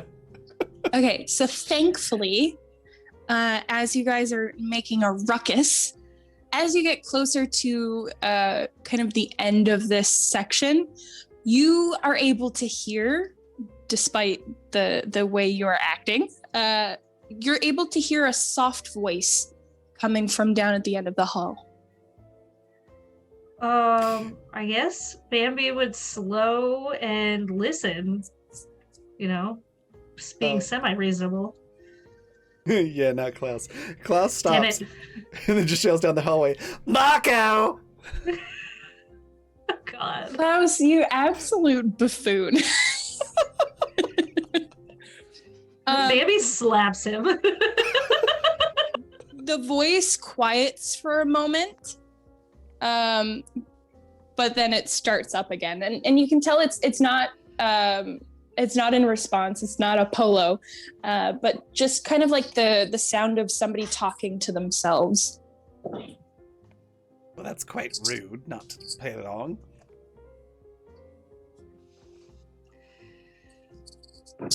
Anastasia comes up next to you guys and turns, and with a stern look on her face, puts a finger to her lip and gives you a very definitive shush. That's fair. That's very fair. Remind me of this person I once knew. She worked in a library.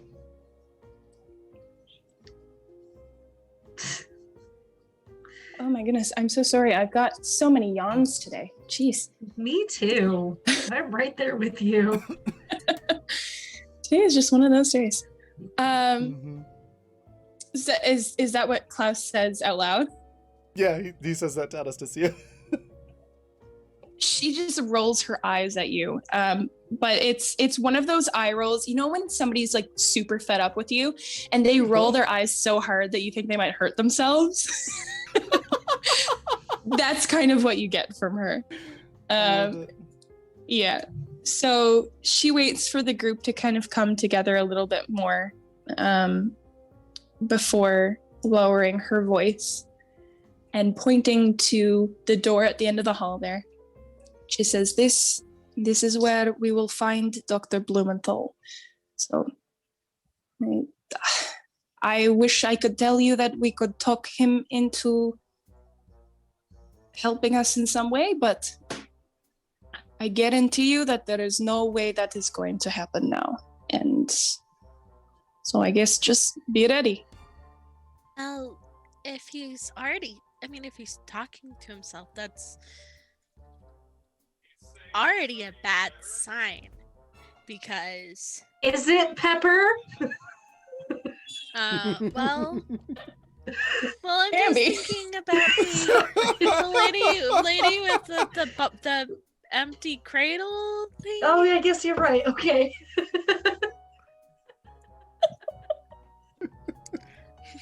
God, so rude. And what for?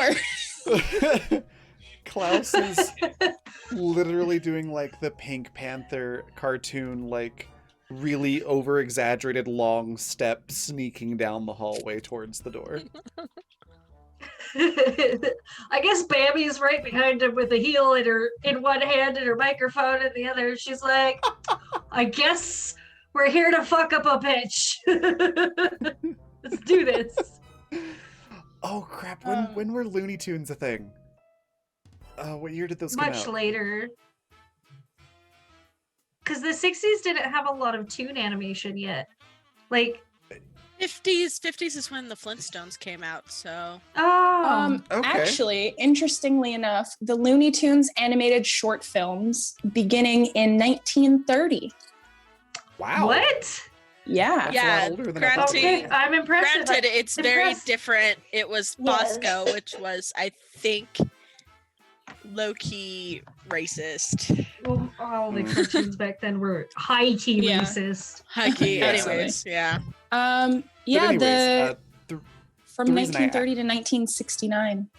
okay, nice. Yeah. The reason I asked is because Klaus would if they were a thing, then Klaus would just look to Bambi and be like, "All right, now be very quiet. I'm hunting doctors." No, I could just see him doing that anyways, even if he didn't. There was no reference. Yes, I mean, fair, but I'm here for it. He's specifically doing it for the reference, for the lulz.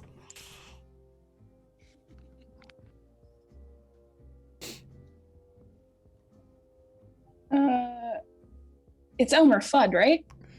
Yeah, Yes. that's the reference. Elmer Fudd's first appearance was in 1937 and then in 1940, so on brand. We've got it. Fantastic. See, So I we're, guess that depends. Go ahead. We're being ridiculous and we're learning things. Yes, absolutely. Tabletop in a nutshell. Uh-huh. I guess the question boils down to, has Bambi watched cartoons? Probably not. I don't know. I can see her being a fan of Betty Boop. I think she would be a fan of Betty Boop. She might be a fan of like some of the other like more like weird ones, but not like she'd go out of her way to watch cartoons. She's too busy like chasing tail. Come on. Yeah, that's true. Also, I don't know if they would really get cartoon reception underwater. And Bambi's been here for a while, so. Yes. Yeah, I can imagine that they either have their own cartoons, their own animated studio, or not at all. That would be interesting if they had their own animation, like tiny animation studio under the water. I think that would be fun. That would be Yeah. fun. Sure, why not? Pretty much. Suddenly, SpongeBob runs Exodus. Oh my god. Oh no. Oh my god. No. Becoming eerily similar to Bendy and the Ink Machine, I think. Oh dear God. Creepy. Anyway, off topic, as we usually do. Okay, so you guys are approaching this door, and once you get inside, there's like a little landing, maybe 3 or 4 steps down, and then a small wall and then a doorway on either side. And on this wall in the center, so it's kind of just it's a wall space to post things on, and then you would go through the doors on the other side just to get into the next part of the room. So you see this wall, and it's covered in different posters, and they're posters that kind of advertise Blumenthal's work, different things that, come to Steinman's and he'll make you look beautiful, and all these like kind of dandy little quotes and people who have endorsed his work with like quotations on them on this wall. And throughout the posters, there are like pictures of really pretty ladies with beautiful smiles and gorgeous makeup and their hair all done nicely, trying to kind of give you this appearance of Blumenthal being the best doctor, right? All of these happy ladies have left Blumenthal's care with just exactly what they wanted. However, on these posters now, you've got like pieces of scissors sticking out of their faces. Somebody has come along and like jammed broken scissors into these posters. There's like marker scratching out all of the features and where the quotes are that, kind of hype up Blumenthal. Things are crossed out and you've got like obscenities written on them, things like that. It's not very nice to look at. And there's a lot of something red. There's a lot of red that's splattered amongst these broken scissors and sharp surgery tools and things like that are poked into the wall. So it's quite the sight. Definitely inviting. But that's kind of like the little landing area. And then there are the two archways on either side of the door, which now you can hear a little more strongly, a voice kind of wafting through those openings, and you can hear it a little louder. Okay. I guess Bambi's being quiet. How far away is the door from where Sid is? So I'm very bad with measurements. It's like I would say there's definitely no more than about 10 feet between the initial door and the two archways. Like it's just a very small landing space. So you've got the floor, like the 3 or 4 steps down, and this little wall space, and then the doors. So it's just, and essentially it was like a little welcome area where people would like post things and there are potted plants on the sides. It's just like a little welcoming area, basically. Okay. Sid will wait until they're a little bit closer. It's always very interesting when Sid's gonna do something. I'm always fearful. So Anastasia gives you all a look that the same kind of stern, be careful from here on out.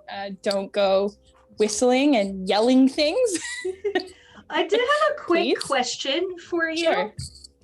Is Bambi in any of these posters? That is a good question. You tell me. Because so essentially, like, these posters are,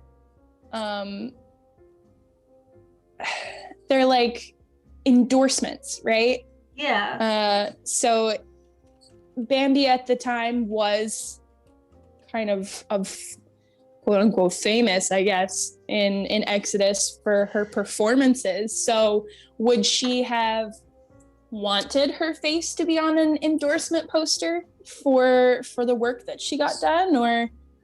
Probably. And it was probably like a print deal, like, because she did modeling. She modeled for like movie posters or event posters or whatever. And it was short-lived. Like, she's not Exodus's sweetheart any longer.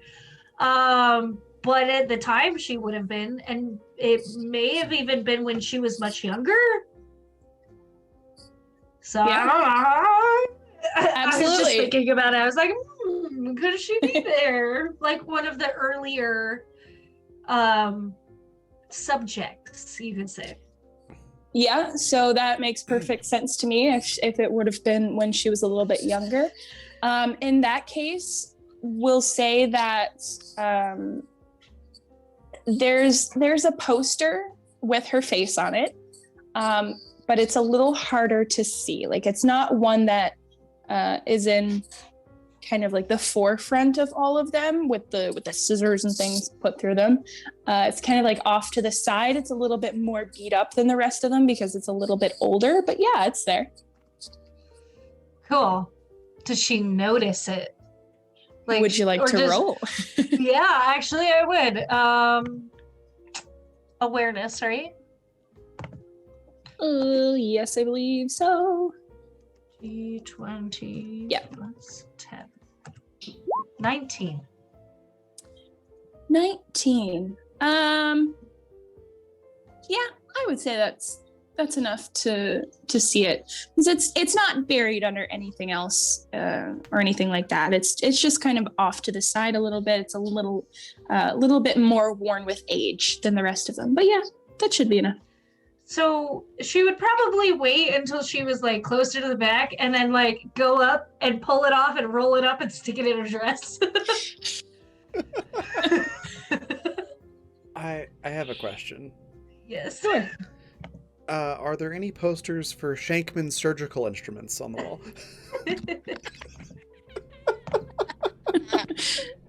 Not in this section. This is Okay. specifically like the wall that praises Blumenthal.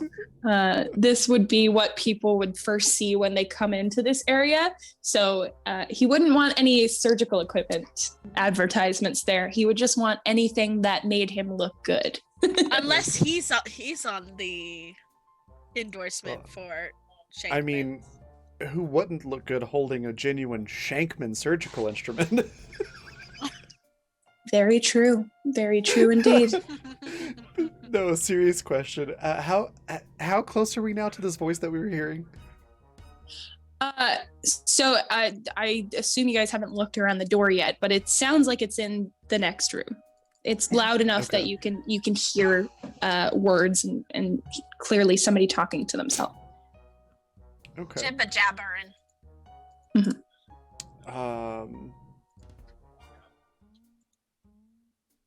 I think Klaus is going to just like open up that can, that tank of nitrous oxide, and just quietly roll it into the room.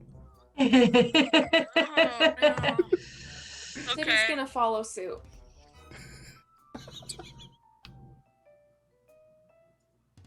Why is it that I never like see this shit coming? Like I never like I know how this session's gonna go and that it never happens. Jesus Christ. Okay, I guess we're just Welcome to GMing. yeah, Here we apparently are. so. Yeah, so are you guys rolling them from the same door? Sid would. How big is the room? Like, could we kind of guess how big, based off of the rooms we passed, how big the room is that is on the other side of the door?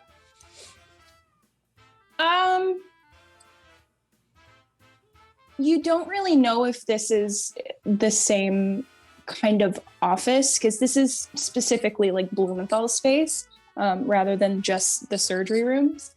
So you can't tell for sure, but you can certainly just peek around the door. Like you can just peek in through the archways. You don't have to actually jump in. I feel like you guys are always like, what's the worst way we can set this place on fire? You don't have to. You can literally just peek around the corner.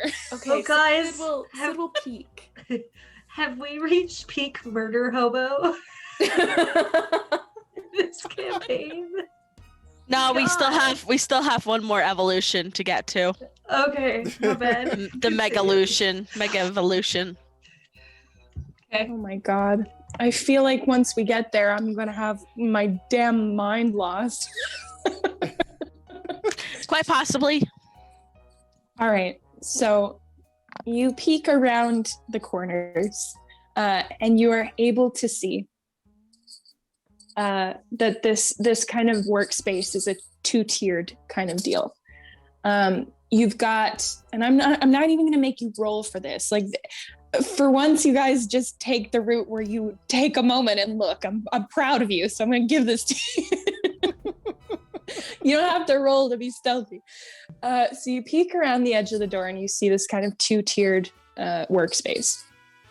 You immediately see the person who was talking, who you can assume is Dr. Blumenthal, on the top tier of the space. And then kind of on the other two ends of him, there are, again, a couple steps down, and then a larger space behind him that's kind of obscured by the setup on the first tier. So you can't really see exactly what's down there, but it's a decent sized space. Like it's not too small. I would say a little bit bigger than the rooms that you've passed so far.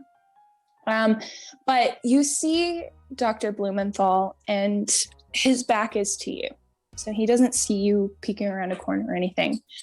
And he looks to be working over something. And from where you are, you can't see the top half, but you can see legs coming out the other side of him. So he's obscuring your view of whatever person is actually laying there on this kind of work table that he has. I got a bad feeling about this. Funnily enough, that is also the name of a skill that you can take for your character. So bad vibes all around. Bad vibes. So Blumenthal kind of leans in, and he's very painfully close to this person lying on the table. And you can see that his hands are making quick, darting movements.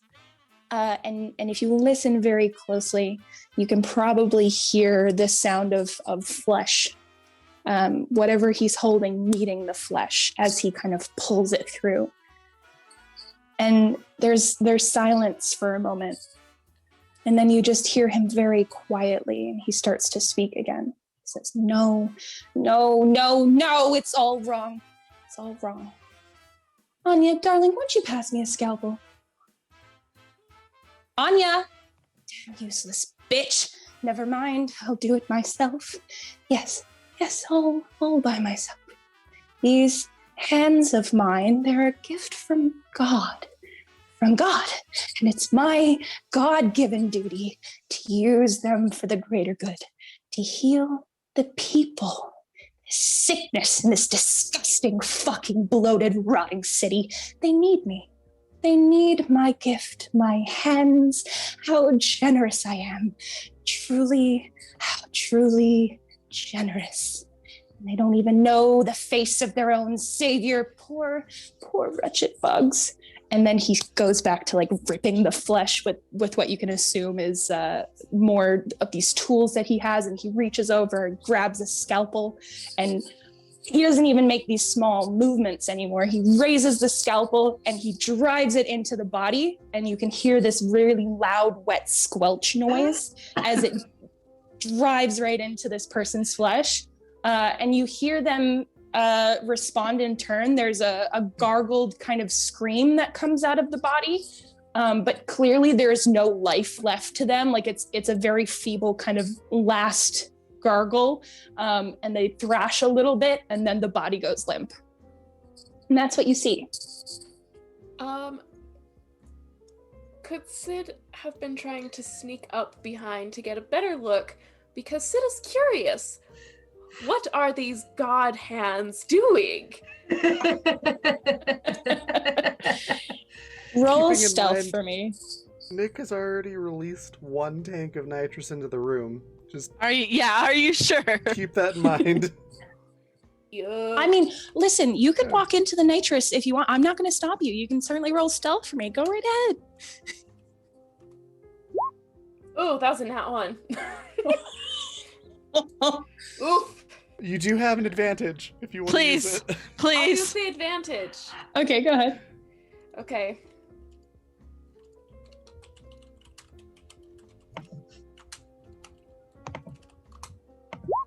Oh, there. That's better. Oh, That's better. 29. Damn it, I was hoping we would go with the nat one because that would have been so much fun. Fun for who? For me, of course. Yeah, so you are able, let me roll for Blumenthal and see what he's got going on. So no, he doesn't notice you coming up behind him. He's kind of talking to himself and dragging these tools across this body, and he's saying, it's I have to use my gift for the greater good, and these disgusting rotting city, and who would save these people if it weren't for me. And you're able to kind of sneak up behind him, and you can see that this is not God's work at all in the slightest. This man is just driving medical tools into an almost dead body. He's taking out whatever anger you can hear in his voice as he's saying these things. He's essentially using a body as a punching bag, but with tools instead. There's nothing being saved here. Brutal. How quickly would the nitrous be working on Sid? That is a very good question, considering the last time I had laughing gas, I was like 12. So do any of you know the answer to that question? Because I certainly do not. I think it's Also, person to with it person. dissipating into such a Yeah. large room. Mhm. Yeah, it would probably take time for the gas to spread through the room. Mm-hmm. I know it does bind well with oxygen, or mix well. Mhm. So it might spread pretty fast, but yeah, as far as like how long it takes to affect someone, I think it like depends on their size and like body mass and stuff like that too. So quicker for her. Yeah, I I think. But I I don't don't know think it for would sure, be though. as quick as like getting over there in like just a It's- few moments. It's not like somebody's put a mask, of it Yeah. in your face. Yeah, you probably have quite like a decent chunk of time before you even feel drowsy from it. Okay. So So Sid is gonna like kind of look over at the body and then just say, "Wow, that's a hack job." you stuck all the way over there just to give yourself away. I love it. Why does that feel like a perfect this is just me, my brain, like a beautiful like cliffhanger?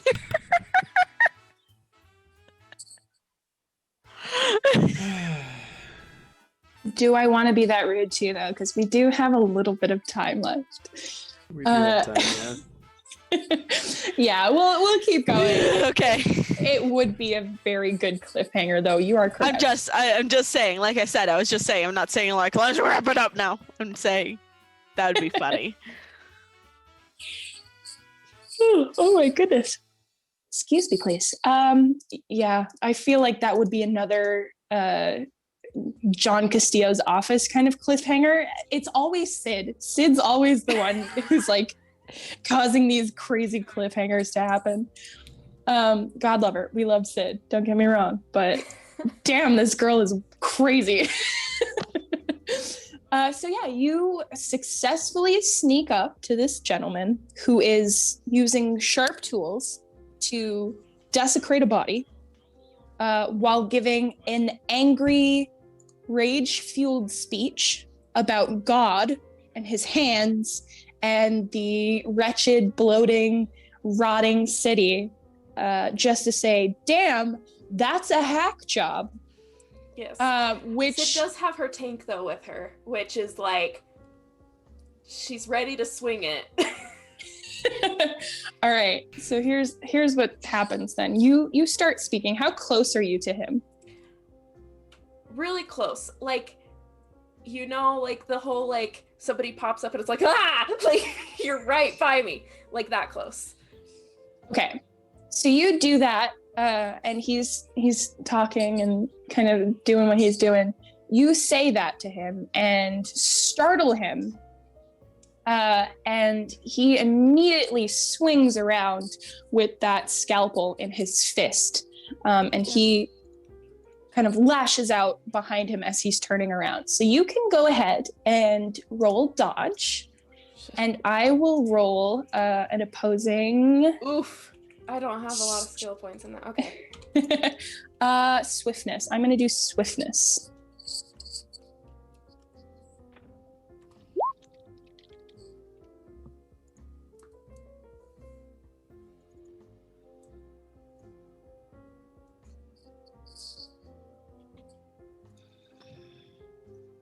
Okay. What did you get? I got a 24. 24. Raven, I can't remember what you said before we started the game. What do I have available to me that was divvied up? Oh no. Oh, nothing for Sid. There's Pepper has 2 disadvantages, Bambi has a disadvantage, and I have a disadvantage Okay. that you can call in at any point. So you have a disadvantage and Bambi has a disadvantage? Is that what you said? Yeah. Yes. Yes. Okay. So Nick.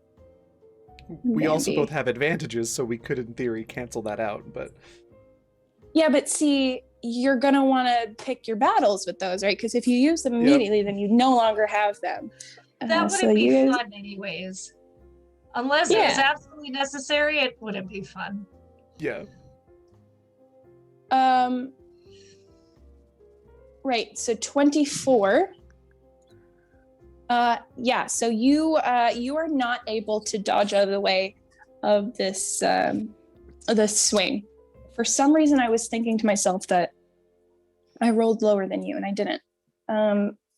So anyway, I now know that you guys have disadvantages, and I'm going to use them at the most inopportune times. Yeehaw. I mean, as you should. Naturally. Yeah, so he turns around as you say this, and you spook him, and he lashes out as he turns with this scalpel and is able to nick you with it. And I'm gonna roll for some damage here. Where exactly? Well, better Being to nick her with it than Klaus with her with it. Oh my god, I really need to start watching my words. This is ridiculous. Gosh darn it. Yes, I mean, you are not incorrect though. Better to nick her than to Klaus her. So you take 4 points of damage as he turns around and he's able to drive this scalpel blade into like the meaty part of your upper arm. And he jabs it in there, and then he's able to keep his grip on it, and he pulls it back out. So you don't have a scalpel sticking out of your arm. So that's the good news, I guess, depending on how you're looking at it. You know, that's the advantage of using a Shankman's scalpels. It has that, extra grippy handle on it. Absolutely true. I would put all of my stake in Shankman's dental equipment or Shankman or the subsidiary Shankman's Shankman's medical equipment. Oh my gosh. That's what we get. Okay. So, what? Okay. How would that affect my ability to bring it back? Like, I know, like, hit with the tank. I know it would affect it because it's my arm. How much of a It disadvantage also depends am I at? also depends upon what arm he hit versus Yeah. what arm is in the tank is in. Yeah. So I'm not sure which hand Sid's dominant hand is in. Don't tell me. But the way I picture, and you can tell me if you picture something different, but the way I see it is that his back is turned to you, and you kind of sneak up and lean over his right shoulder to peek at the body, and you speak, and he's gonna turn to that side. So he Yeah. turns with the scalpel and hits you in the right arm. Yeah. Okay. But I don't know, maybe the left arm is Sid's dominant hand. Nope. You know, you Love- could have said yes. You I could have said love- yes, and I would have. know. I could have, but I love the honesty when you're playing to your character, honestly, because Mhm. you could have easily weaseled and you're like, nope. yeah, it reminds me of when Like extra Lagu points there. stuck their feet into their shoes after, was it cheese? I can't remember what was in their shoes. Spray It was- cheese, yeah. Yeah, it's always cheese. It's always cheese. No, but this is very much one of those moments. Yeah. So Sid is not going to be able to take the action that she wanted to take as quickly as she wanted to. Just as a reminder, too, nitrous oxide itself isn't flammable, but it But it is makes- a oxidizer. So Yeah. when you add oxygen in a room and fire, probably is not a great idea. Yup. Raiders! Hey, Hello. welcome in. How was your stream?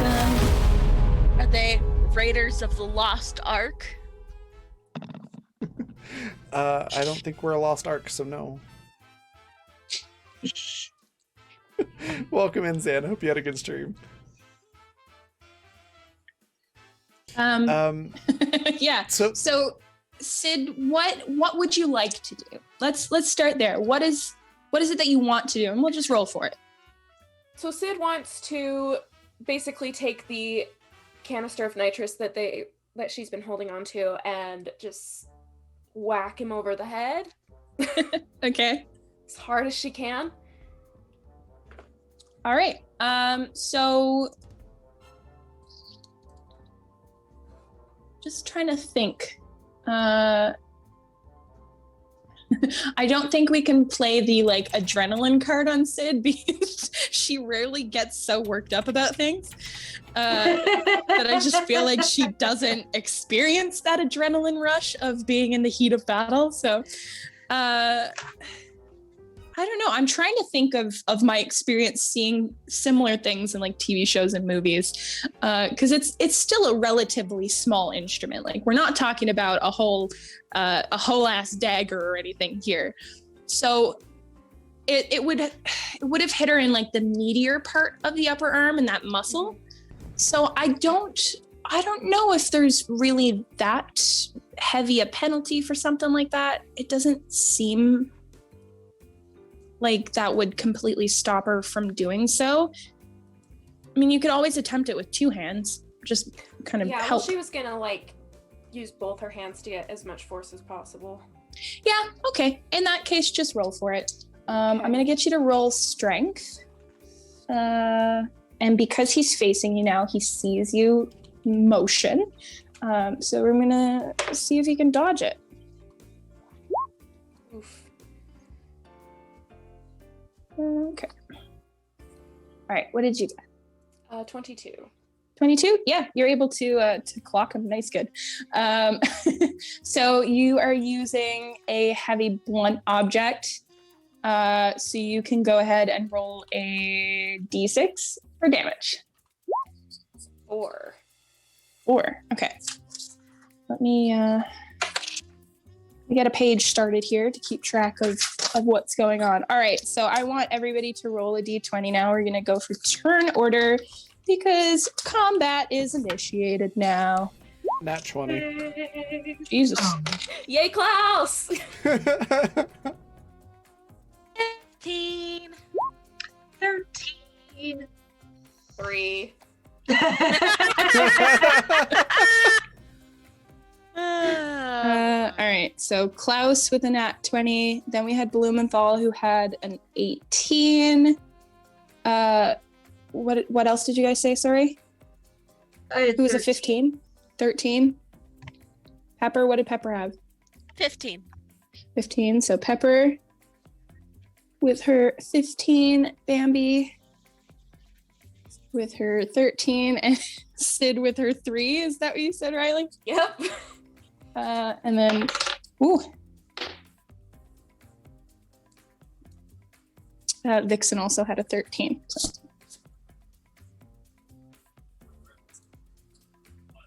God bless Sid. Sneaks in there, absolutely hammers this guy over the head with a nitrous tank, and then goes last in the turn. She's like, wow, I can't believe that worked. And then we've got Blumenthal, and you said 4? Me? Yeah, 4 3. for 4 damage, yeah. 4 damage, okay. Hold on now. I had his max HP written down, and I have no idea where it is. So we'll just go with it. Anyway. So Klaus, your turn to go. What is your reaction?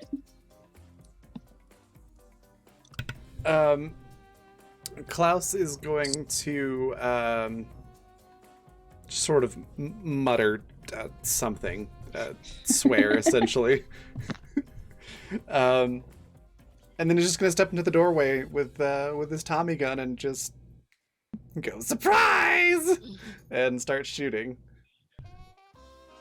Okay, just give me 1 second to do some quick math, which we both know that I'm really horrible at. Hold on.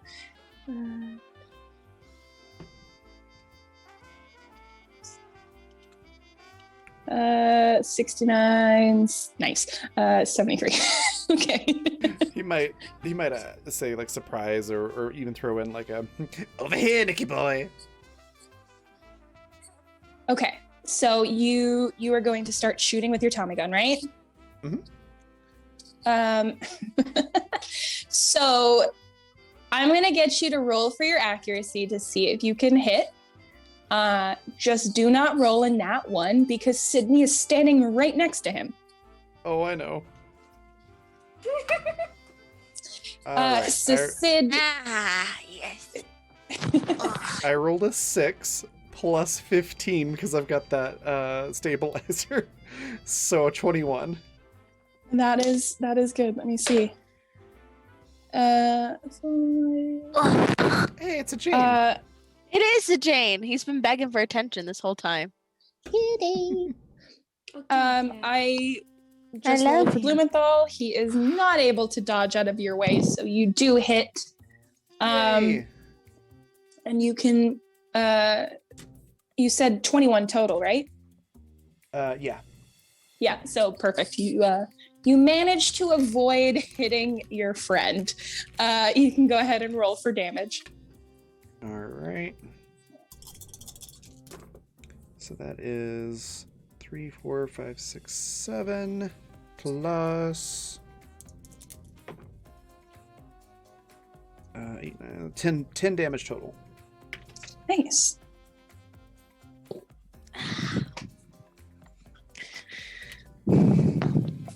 Alrighty. So yeah, you are able to hit him. I would say some relatively non-lethal spots. Excuse me. That could definitely change, obviously, because I would assume that Klaus is going to continue to pull the trigger with his little trigger-happy finger. Oh, absolutely. Also, yeah. important to Go note, ahead. Klaus is standing outside of the doorway, so away Okay. from where the nitrous oxide is filling the room. I don't think he needs it to keep laughing. No, definitely not. Typically, in your experience as a DM or a GM, how long do you equate around with in-game time? I'm gonna see if if you guys get him first or if the nitrous gets him first. So for a lot of systems, it's like one round is 6 seconds. For mine, for fundamental, it's 10 seconds. And that's a little bit on the longer end for what most rounds are in most tabletop games. So I'd say somewhere between 5 and 10 seconds. Okay, considering there are quite a few of us to go through, 10 seconds sounds fine. Okay. Okay. So yeah, you, Klaus, you pull the trigger. You're able to avoid hitting Sid accidentally. Blumenthal tries to get out of your way as he sees you raise this gun, and is not able to do so. You get him in some relatively, nasty spots, but nothing too lethal. So like limbs, thighs, anything meaty that will cause some damage, but doesn't immediately kill him. So Blumenthal goes next. He kind of staggers back at the impact of being shot. And then he's going to try to grab Sid as sort of like a human meat shield. So he's going to reach out and grab for you, Sid. I'm going to get you to roll a dodge for me, and I am going to roll opposed, and it is going to be swiftness, I think. Oof. That's an 8. Now the question is, do you want to use one of my advantages?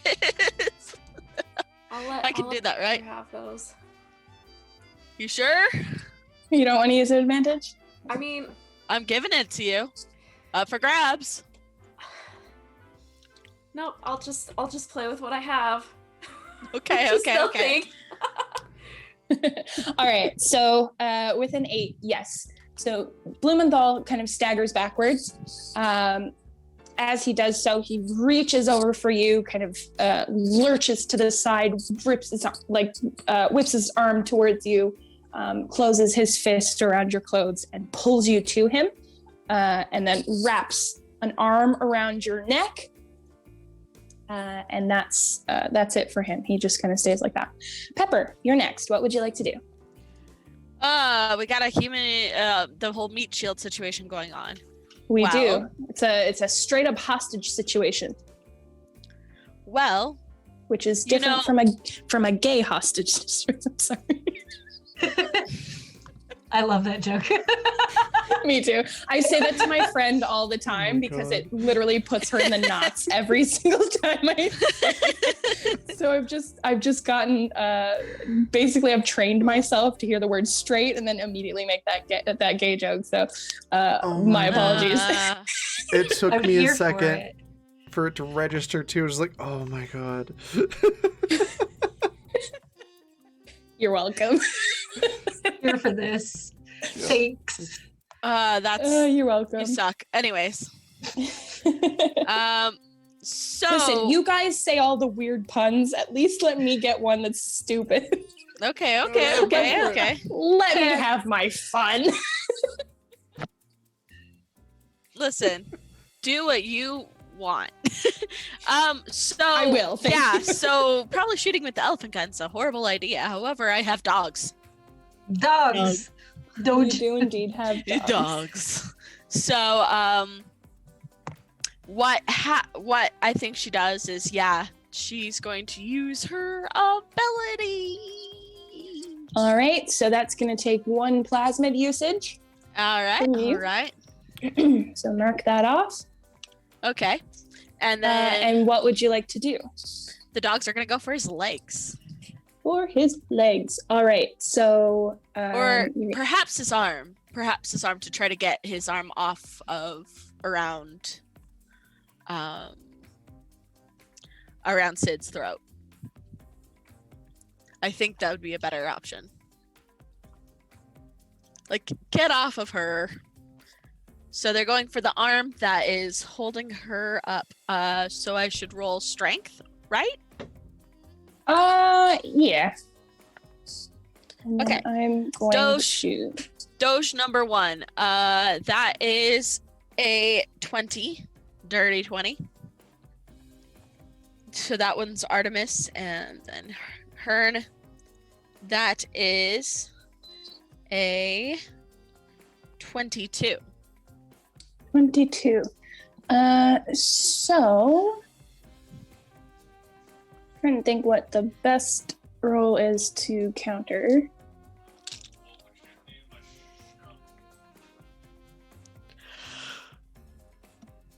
I say maybe in this this instance it would be an opposed strength roll, because he'd be trying to like shake the dogs off or push them Right. away. So let's see what we've got there. Oh, okay. So that's one. So the first one with Artemis was a nat 20. And then 9, and then a 21. So with Artemis, the dog jumps up and tries to bite at his arm, and he uses kind of like his forearm to push back, to strike out at the dog, and is able to hit the dog and knock it down and away from him. Okay. Hold on. Do we have a max HP for your dogs? I feel like we should have done that ages ago, right? We should have, but did we? I don't know, because nobody's Things ever you don't want really. to hear your GM ask. It's not bad. I just want to know, because he did give the dog quite a bump. I didn't. I don't have an HP for the dogs. What is Pepper's HP? 60. 60? I think. All right, we'll do half HP for both dogs, so 30 each. Okay, that sounds perfect for me. So he doesn't have the scope, the room to really do much damage. I'm not telling you he's gonna kill your dog here. He just bumps it and like smacks it. The dog takes 2 points of damage. That's all. Oh yeah, that's not bad. Yeah. So It's just a little love tap. yeah, because and people then- who slap dogs love their Yeah. dogs. Obviously. For Hearn, he is not able to do the same. So he can't quite get the dog off of him. So Hearn is able to kind of bite onto him. All right, Bambi, you're next. What would you like to do? Bambi would like to sing. Of course, Bambi would like to sing. It's what she's best at. So let's go. Let me see. Plasmids. I was the one who wrote up the description of the plasmid for you, and I can never remember what I'm supposed to be doing against it. It's, I think, like a willpower. Yeah, so it's a resistance check. Yeah. So I believe you roll accuracy and I roll resistance as opposed. She is singing Bury a Friend by Pomplamoose. And rolling. You said accuracy, right? Yes, Mom. 23. Oh, I just barely beat you. No! Oh, can I use that crit or the advantage? Yeah, absolutely, if you'd like to. Which one was it? I have an advantage, right? You got both, actually. Oh. Can I just use the crit? I'll use that up or I'll forget about it. Sure. Cool. I would like to enthrall him. There's that song if anybody's interested. Listen, I already got it on my playlist. And she just wants to keep him enthralled. She doesn't want him to do anything specifically. She just wants him under a spell so that the others can ruin his day. All right, sounds good. So you are able to successfully sing and put him under your thrall. It takes a moment. You see initially that that it's not working. He kind of like blinks very forcefully, and you can see that kind of like craziness in his eyes as he's registering that something is kind of messing with him a little bit. But then you throw everything that you have into this and sing your heart out, and then gradually you see as his eyes start to like glaze over the way they typically do, and you know that you've caught him under your power now. So yes. He is still holding on to Sid, however. Did you want to do anything else? Is there like, can I have like encourage him to forget what he's doing and come to me? Yeah, you can absolutely compel him. He's now under your thrall. Okay, so that is, I'd like him to forget about Sid and like put his attention towards me. Okay, so you start to make that suggestion through the connection that you have, and again, it takes a moment for it to fully take effect. But slowly he starts to release the tight hold that he had on Sid's neck, and that hand drops to his side. So Sid, you are now free from his hold. Vixen. Vixen is in the back of the group, which is still kind of huddled around this little archway. So she's not going to do anything. She's going to hold her action for now, just because, she doesn't want to shoot her shotgun into a group of people in front of her, which I think is a very smart decision. Yeah. So she's going to hold her action for now. So Sid, you are next. What would you like to do? So Sid, realizing that she's in like the way of the line of fire, is going to retreat back out of the room and be like behind Klaus and Pepper and Anastasia. Yep, so you can actually go through the other side there. Those two little archways, like I said, are on either side of the board that's out front with all the photos on it. So it's just two archways on either side of that lead into the same little landing there. So you can go around the other side and come back to the group on the left. That's no big deal. Oh, I'll so just you go are on the able other side and chill there, so I have a line of fire. Sure, absolutely. You chill out there, and Blumenthal is still under that thrall. Klaus, back to you. Did Sid drop the tank in the room, or is she still holding it? Okay. She back there. Klaus will then shoot it then to get it to release its nitrous oxide as well.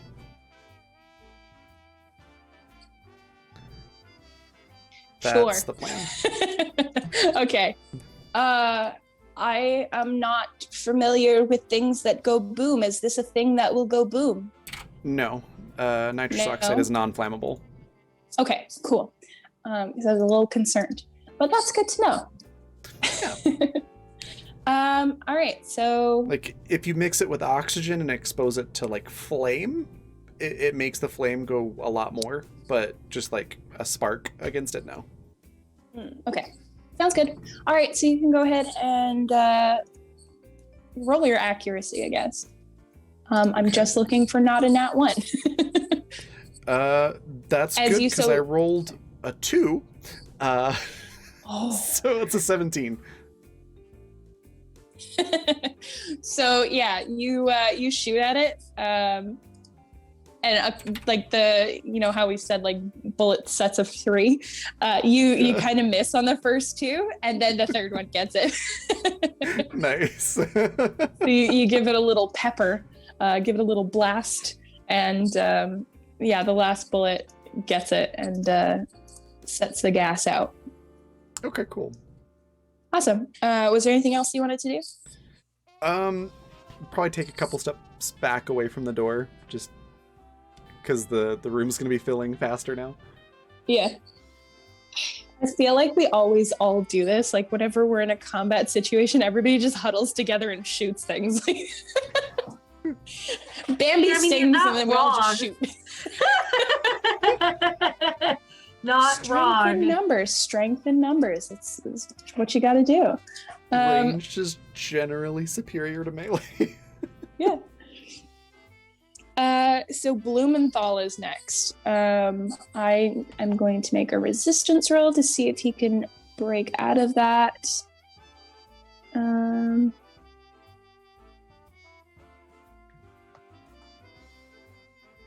Of course, I did not write the number that he would need to break free. We'll see what he gets. Hold on. Oh, I guess it doesn't really matter because I got a nat 20. So, yeah. Blumenthal is standing there now. Sid has managed to get herself to the other side of the door. The gas is releasing more quickly from the canister that Niklas has just shot. Bambi, you feel it as Blumenthal kind of blinks hard again, once and then twice and then again, and you feel the connection sever. It appears that this guy is not exactly immune, but you get the sense that he's almost as fucked up as you are on certain substances. So his resistance seems to be a little stronger than the deprived small fry that you've kind of beat the shit out until this point. So it's quite quick, and whether it's by sheer force of will or maybe just some stupid luck, but you feel that connection sever and it breaks, and he's no longer under your control, or your suggestion rather. Yeah.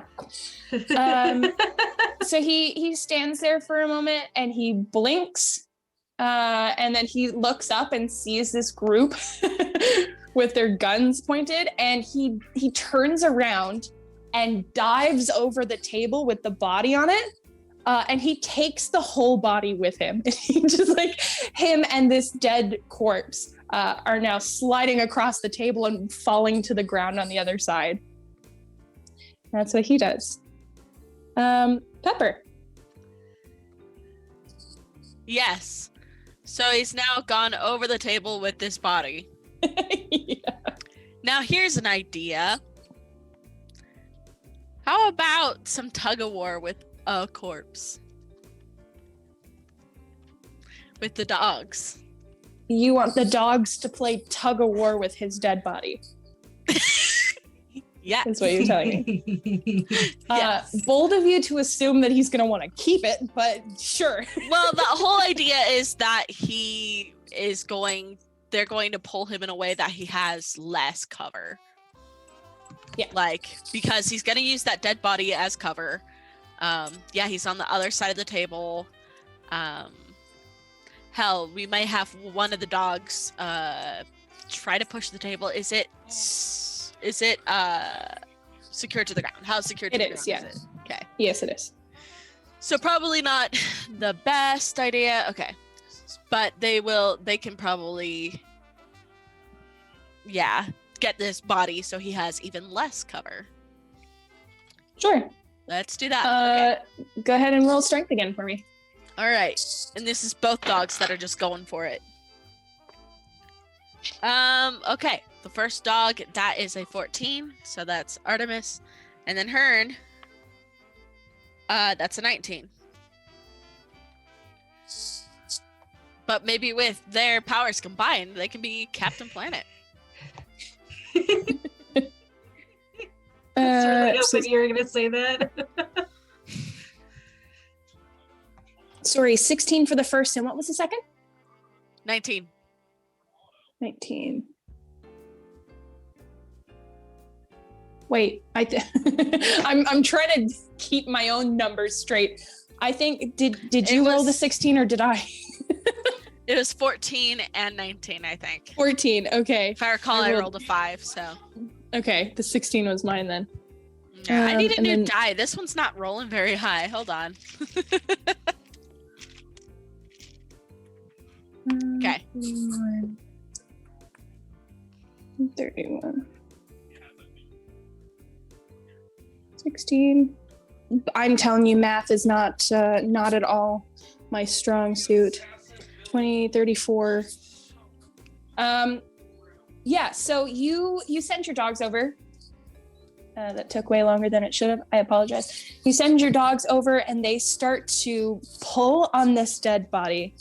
And Pepper, if you look through your dog's eyes and you see what it is exactly that they are pulling on, I think you've kind of told us before that the dogs are no strangers to eating dead splicers. Yes. And, that's kind of what you have to deal with if you're living in a city that that doesn't really have much left. It's just But recycling.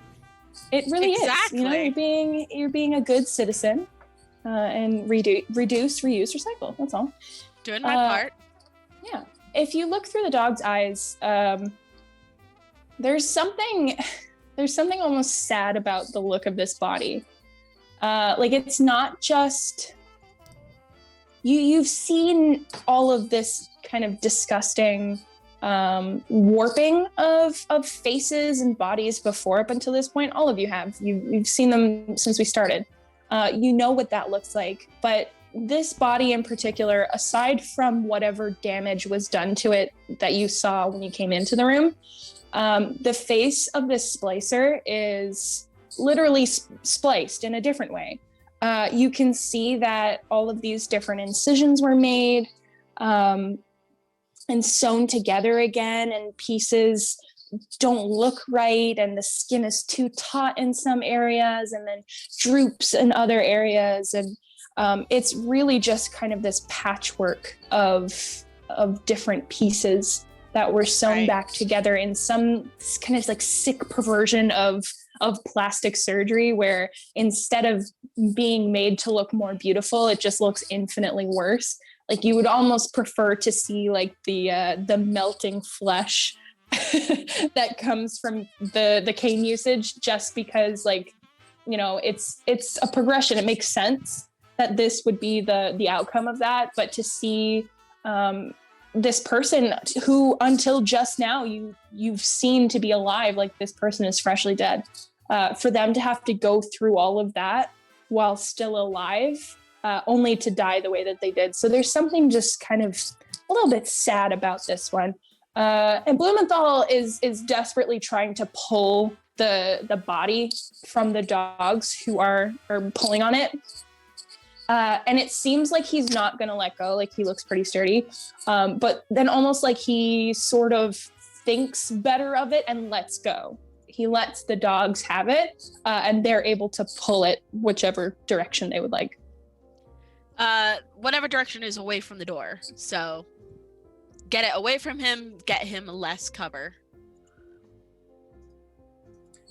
Well, you can pull it towards your group, which I believe is still in the door, or like down those little steps into the kind of lower level. Yeah, I would say, towards those steps, probably being like, hey, now they're in his way as well if he tries to go that way. Have fun tripping over this body, asshole. Exactly. Yeah, absolutely. So the dogs are able to pull it over. He doesn't seem to be too concerned with it. Like, he doesn't make a grab for it anymore. Just lets the dogs take it. And they kind of disappear around that bend, go down the couple stairs to drop this body. And the rest of you from your spot near the doorways, now you see Blumenthal, who's mostly covered for the most part on the other side of this table. And he just starts to laugh. And it's a crazed, high-pitched kind of laugh that almost says, "Bring it on." And that's where we're gonna end today. Yay. All right. He's ready to fight you guys. Ready to go. Oh, that was so much fun. Oh, sorry, were you gonna say something?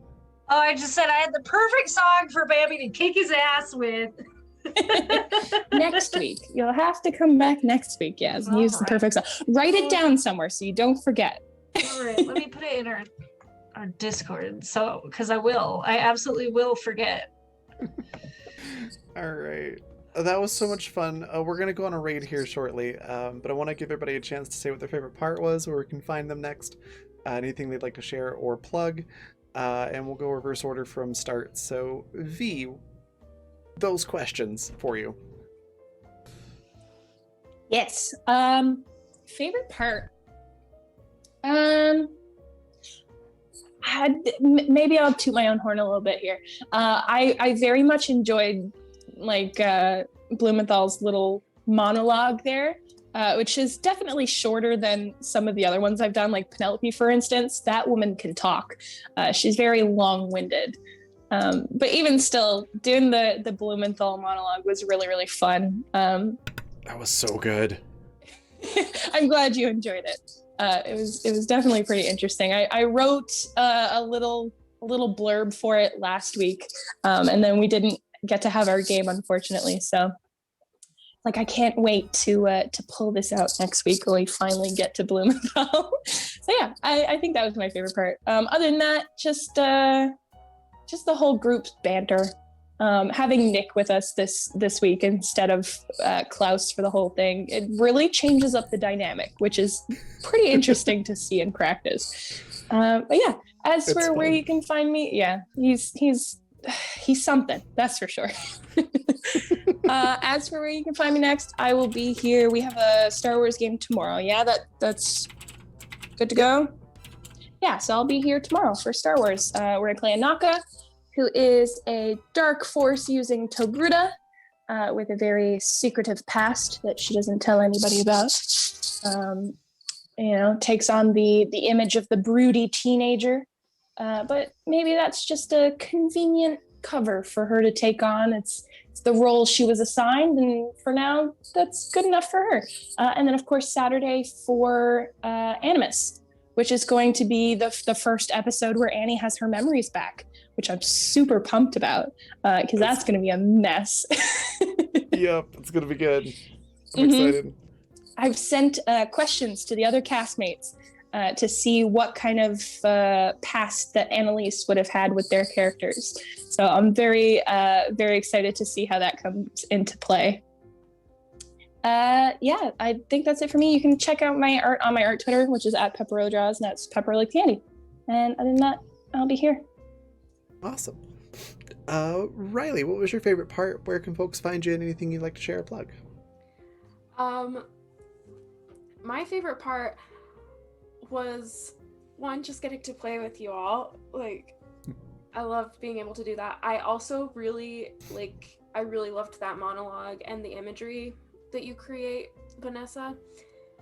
And then I'm enjoying seeing how, like, every once in a while you see, like, little ways in personality that, like, Niklaus has rubbed off on Sid, hence Sid sneaking up there just to insult this crazed doctor with sharp objects, just because she can. Yep, that's great. So it's really interesting to see how, like, she not only gets, like, she's getting little bits of his personality rubbing off on her. And then Sid is always such a fun character to watch. Like, you never know what she's gonna do. It's so great. Wild card. But yeah, you can find me everywhere online at Ariely Knits, and I'll put my links out in the chat. Yeah. Awesome. Ruin, what was your favorite part? Where can folks find you? Anything you want to share or plug? It's 100% the dialogue, the whole monologue that you had, dude. That was so good. Just chills. So good. I love that was so impressive. Bringing some voice to these absolutely crazy characters who are just absolutely batshit at this point. So I love doing those. They're so fun. Yeah, it was really good. I really like that. So wonderful job. Thank you. Where you can find me next is Friday. I believe that we're doing Neon Devils, right? Yes, we are. Yeah. Excellent. Yes. Yeah. I will show up sitting in my grave if I have to. Please don't.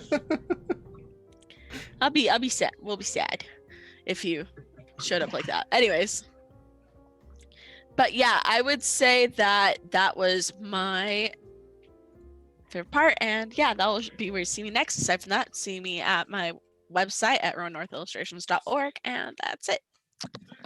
All right. Yes, same questions. My favorite part is I love what everybody has said so far, but I also really enjoyed Pepper's little existential crisis of asking for help. I thought that was a really nice touch today. Of course, V's descriptions for everything are incredible, and that monologue gave me chills. Big fan. You can find me here on Friday, DMing Neon Devils, and it's gonna be a ride of a time. So if you're into urban fantasy and violence, come check it out.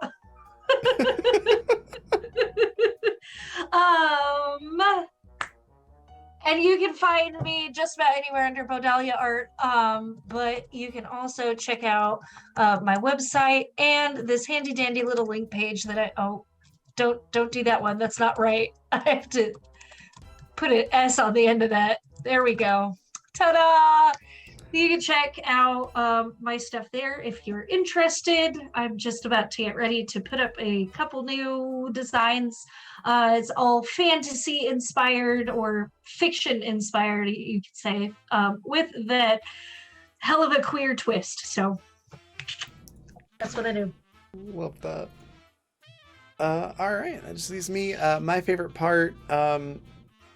I had a blast. Like, this is a stupid, simple thing, but I really had a blast just coming up with all the Shankman stuff and just everybody sort of chiming in on that. That was just a lot of fun.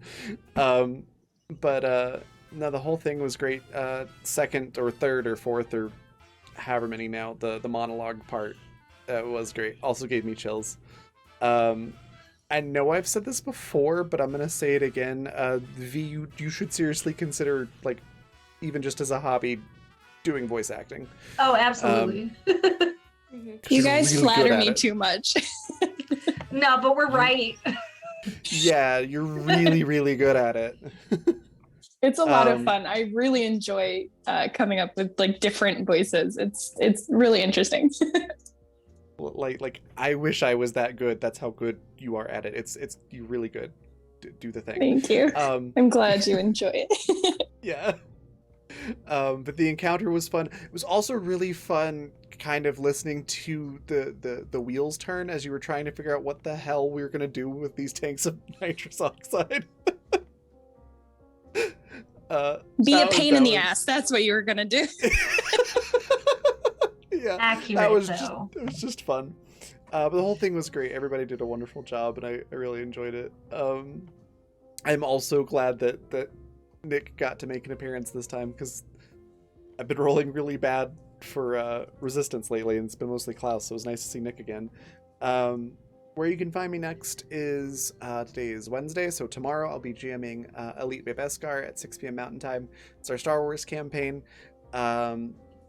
It's gonna be pretty interesting. I've got some things that will probably be revealed next episode, so you definitely will want to check that one out. I'm not gonna give any spoilers, but new stuff's gonna happen. Just watch. It'll be good.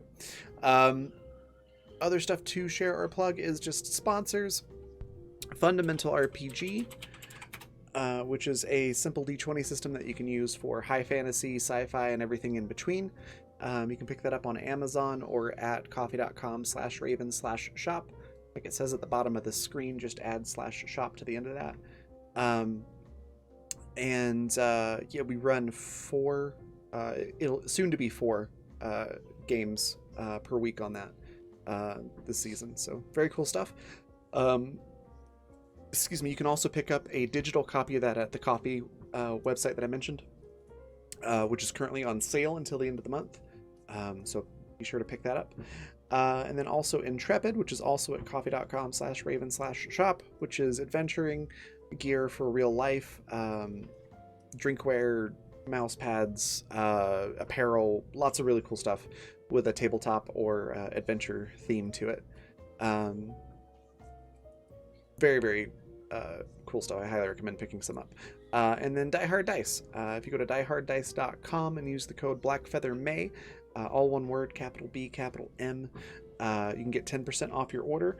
And I definitely recommend the Prismatic Rainbow set. I've been using that tonight. It's been rolling great for me. But also they're really pretty. it's hard to get the true range of color on the camera. They're much prettier in person, but they're just really, really pretty rainbow dice. Highly recommend those.